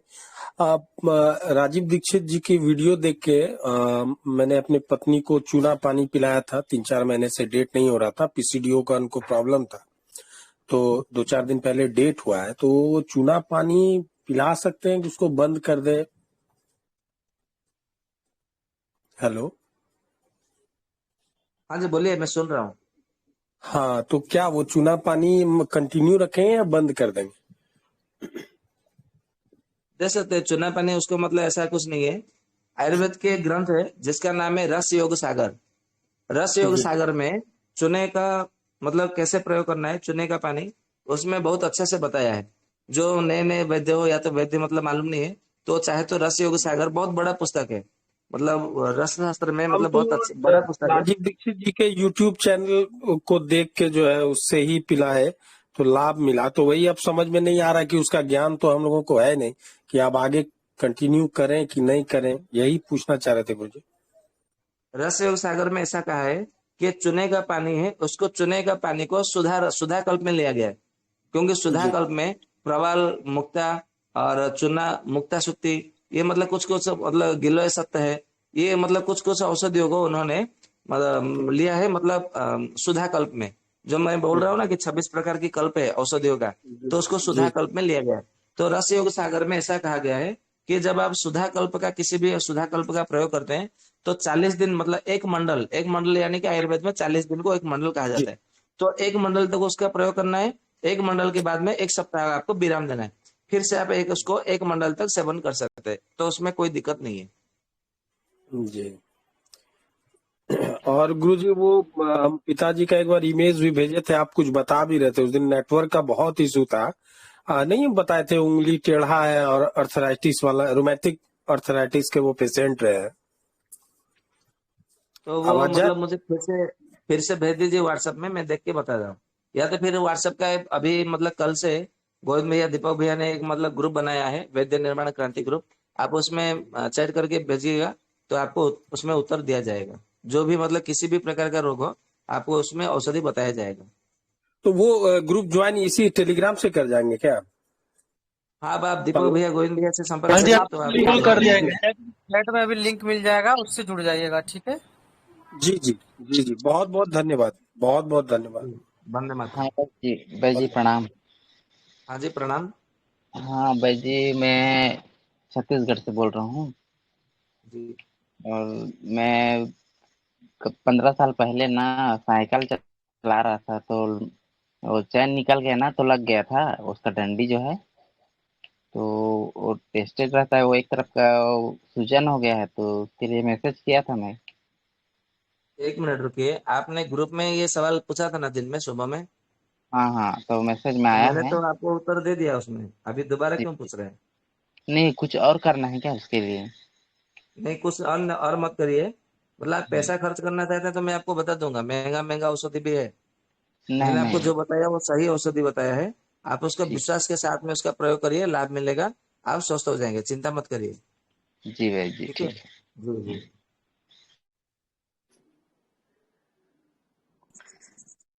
जी वंदे मातरम। हाँ जी, वंदे मातरम भैया। जी जी भैया, मैं गया से बोल रहा हूँ। मेरी माता जी हैं, 45 साल एज है इनका। तो जी पहले एलर्जी का शिकायत था इनको। जी। तो अभी फिलहाल बीपी बढ़ जा रहा है, और मतलब जहां तहां शरीर में ऐंठन हो जा रहा है। अच्छा, और क्या होता मतलब है? और कुछ नहीं, वो सर में लगता है जैसे कि पूरा पेन होते रहता है, चक्कर जैसा आएगा। जी। कितना आयु बताया, लाइन 45 साल? जैसे कि लहर, मतलब आग जैसे, मतलब बोलती है कि हेड में आग जैसा लगते रहता जी। मतलब उनका कितना, 45 साल बताया ना आपने? है। जी जी। अच्छा। उनकी मतलब माहवारी होती है कि माहवारी बंद होगी, मासिक धर्म? बंद हो गए। कब से बंद हुआ? वो तो पहले से ही है। एक साइड दर्द भी है, और एक साइड मतलब पूरे शरीर में दर्द रहता है, साइटिका जैसा। हाँ, तो आप एक काम करिए, ये गंभीर रोग है। इसको समझने के लिए मतलब मुझे थोड़ा समय चाहिए। आप एक काम करिए, वो जो जी वैद्य सर। निर्माण क्रांति व्हाट्सएप ग्रुप है, वो व्हाट्सएप ग्रुप में जुड़ जाइए। वहां पे आप जी मतलब उसमें प्रश्न का है। मतलब उत्तर लिखिए। उसमें है ना, तो आप उसमें लिखिए, मैं उसके में आपको उत्तर दे दूंगा। बराबर। ठीक है भाई। जी। ठीक, वंदे मातरम। जी, वंदे मातरम। भाई जी, ये दूर्वा घास का प्रयोग कैसे किया जाएगा? क्या भैया? दूर्वा घास का जो रस होता है उसका प्रयोग करने का विधि। आप किस लिए प्रयोग करना है? मतलब इम्यूनिटी सिस्टम को बढ़ाने के लिए। अच्छा, इम्यून सिस्टम बढ़ाने के लिए तो आप एक काम करिए, एक चम्मच मतलब थोड़ा सा मतलब मुट्ठी भर दुर्वा लीजिए, और थोड़ा उसमें मतलब आधा कप या तो 2-3 चम्मच पानी लेकर के, बराबर, जितना आप पानी पी सकते हैं, क्योंकि उसमें थोड़ा अलग प्रकार से स्वाद स्वाद होता है। मैंने एक बार पिया था, किसी किसी को तो उल्टी भी हो जाता है, बराबर, क्योंकि उसमें थोड़ा तीखापन कसैलापन ऐसा रहता है। तो उसको 2-3 चम्मच या तो 4-5 चम्मच या तो फिर आधा कप, आप जितना पानी पी सके उतना पानी मिला करके उसको पीस लीजिए। पीस लेने के बाद में उसको क्या करिए, मतलब उसको छान लीजिएगा, बराबर, निचोड़ लीजिए, और उसी में 1 चम्मच शहद मिला करके सुबह में सूर्योदय से पूर्व आपको पीना है। ये ध्यान में रखना है। तो मतलब कंटिन्यू तक मतलब इसको पीते रहिए, तो आपका मतलब बहुत इम्यूनिटी सिस्टम बहुत मतलब ग्रोथ हो जाएगा। समय कितना होगा उसका, टाइम में कितना दिन? कितना दिन? आप इसको 12 साल, 13 साल, 14 साल, 25 साल, 50 साल तक मतलब प्रतिदिन पी सकते हैं, उसमें कोई दिक्कत नहीं है। ये अत्यंत निरापद औषधि है, उसमें कोई टाइमिंग नहीं है, कोई समय नहीं है। जी जी, धन्यवाद।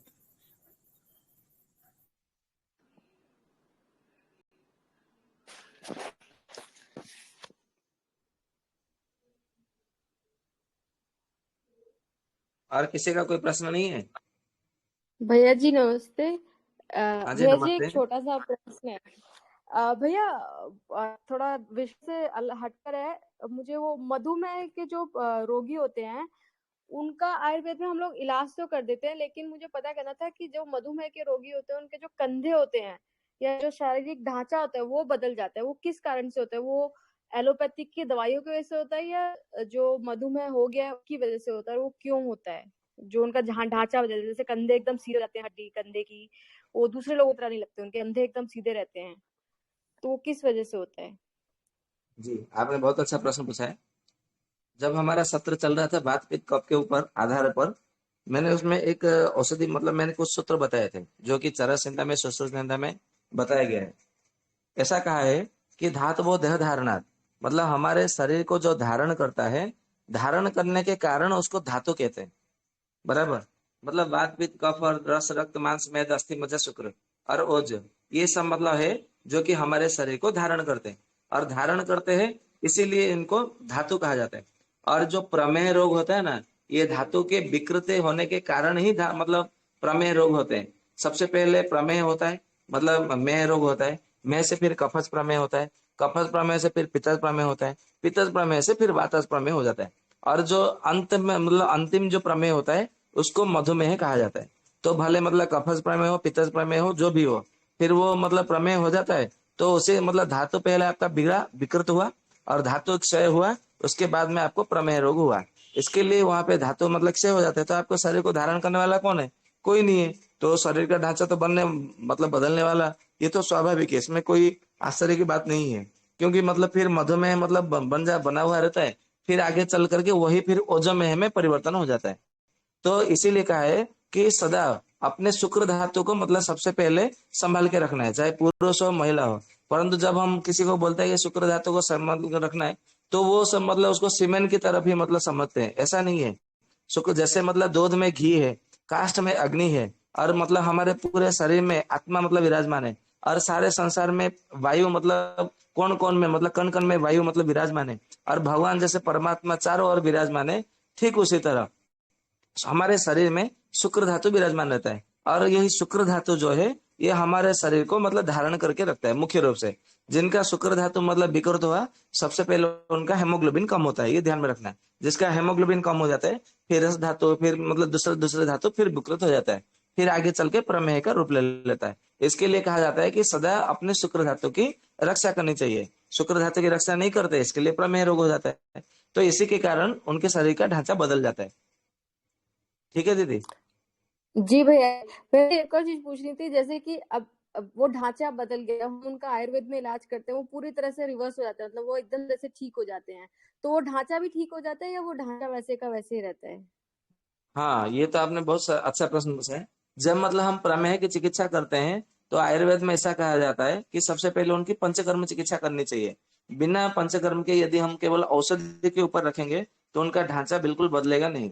केवल उनका रोग मतलब हम देखेंगे तो शुगर लेवल केवल नॉर्मल हो जाएगा और उनको थोड़ा मतलब शक्तिमान जैसा लगेगा, परंतु वो स्वस्थ नहीं हो सकते। इसके लिए मतलब वहां पे पहले पंचकर्म कराना चाहिए।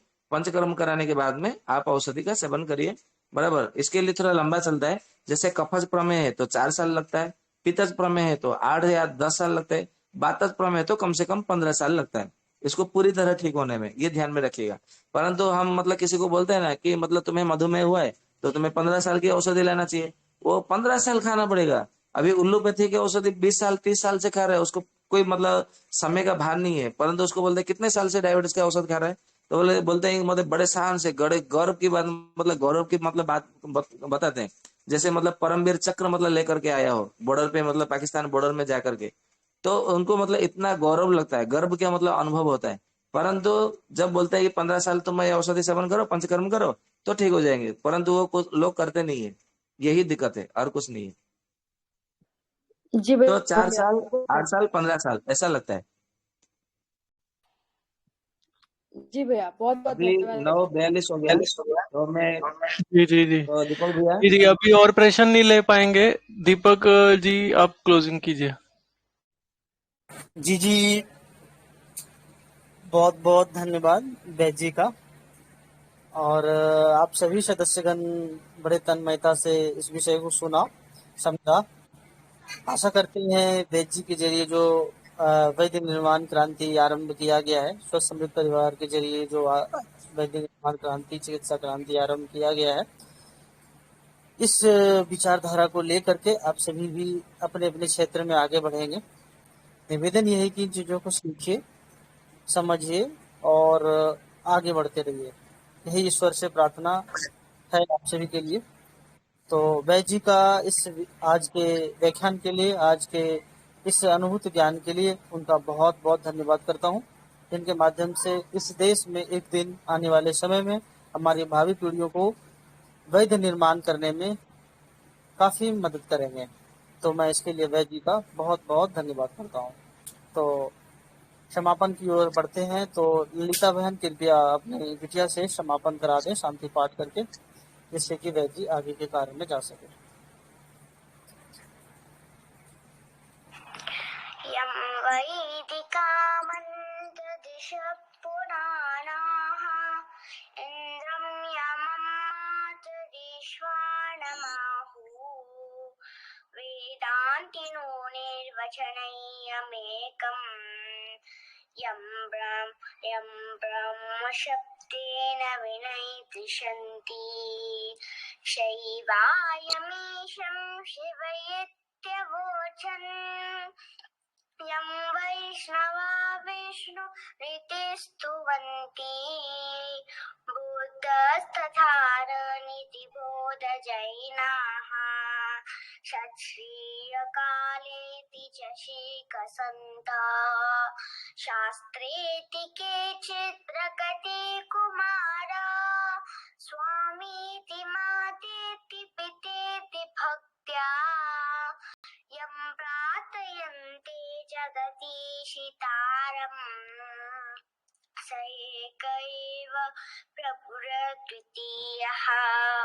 ॐ सर्वे भवन्तु सुखिनः, सर्वे सन्तु निरामयाः, सर्वे भद्राणि पश्यन्तु, मा कश्चित् दुःखभाग् भवेत्। ॐ शान्ति शान्ति शान्तिः। हरिः ओं श्री गुरुभ्यो नमः। हरिः ओं। धन्यवादः। धन्यवाद भैया जी, शुभ रात्रि। आप सबका बहुत बहुत धन्यवाद। शुभ रात्रि।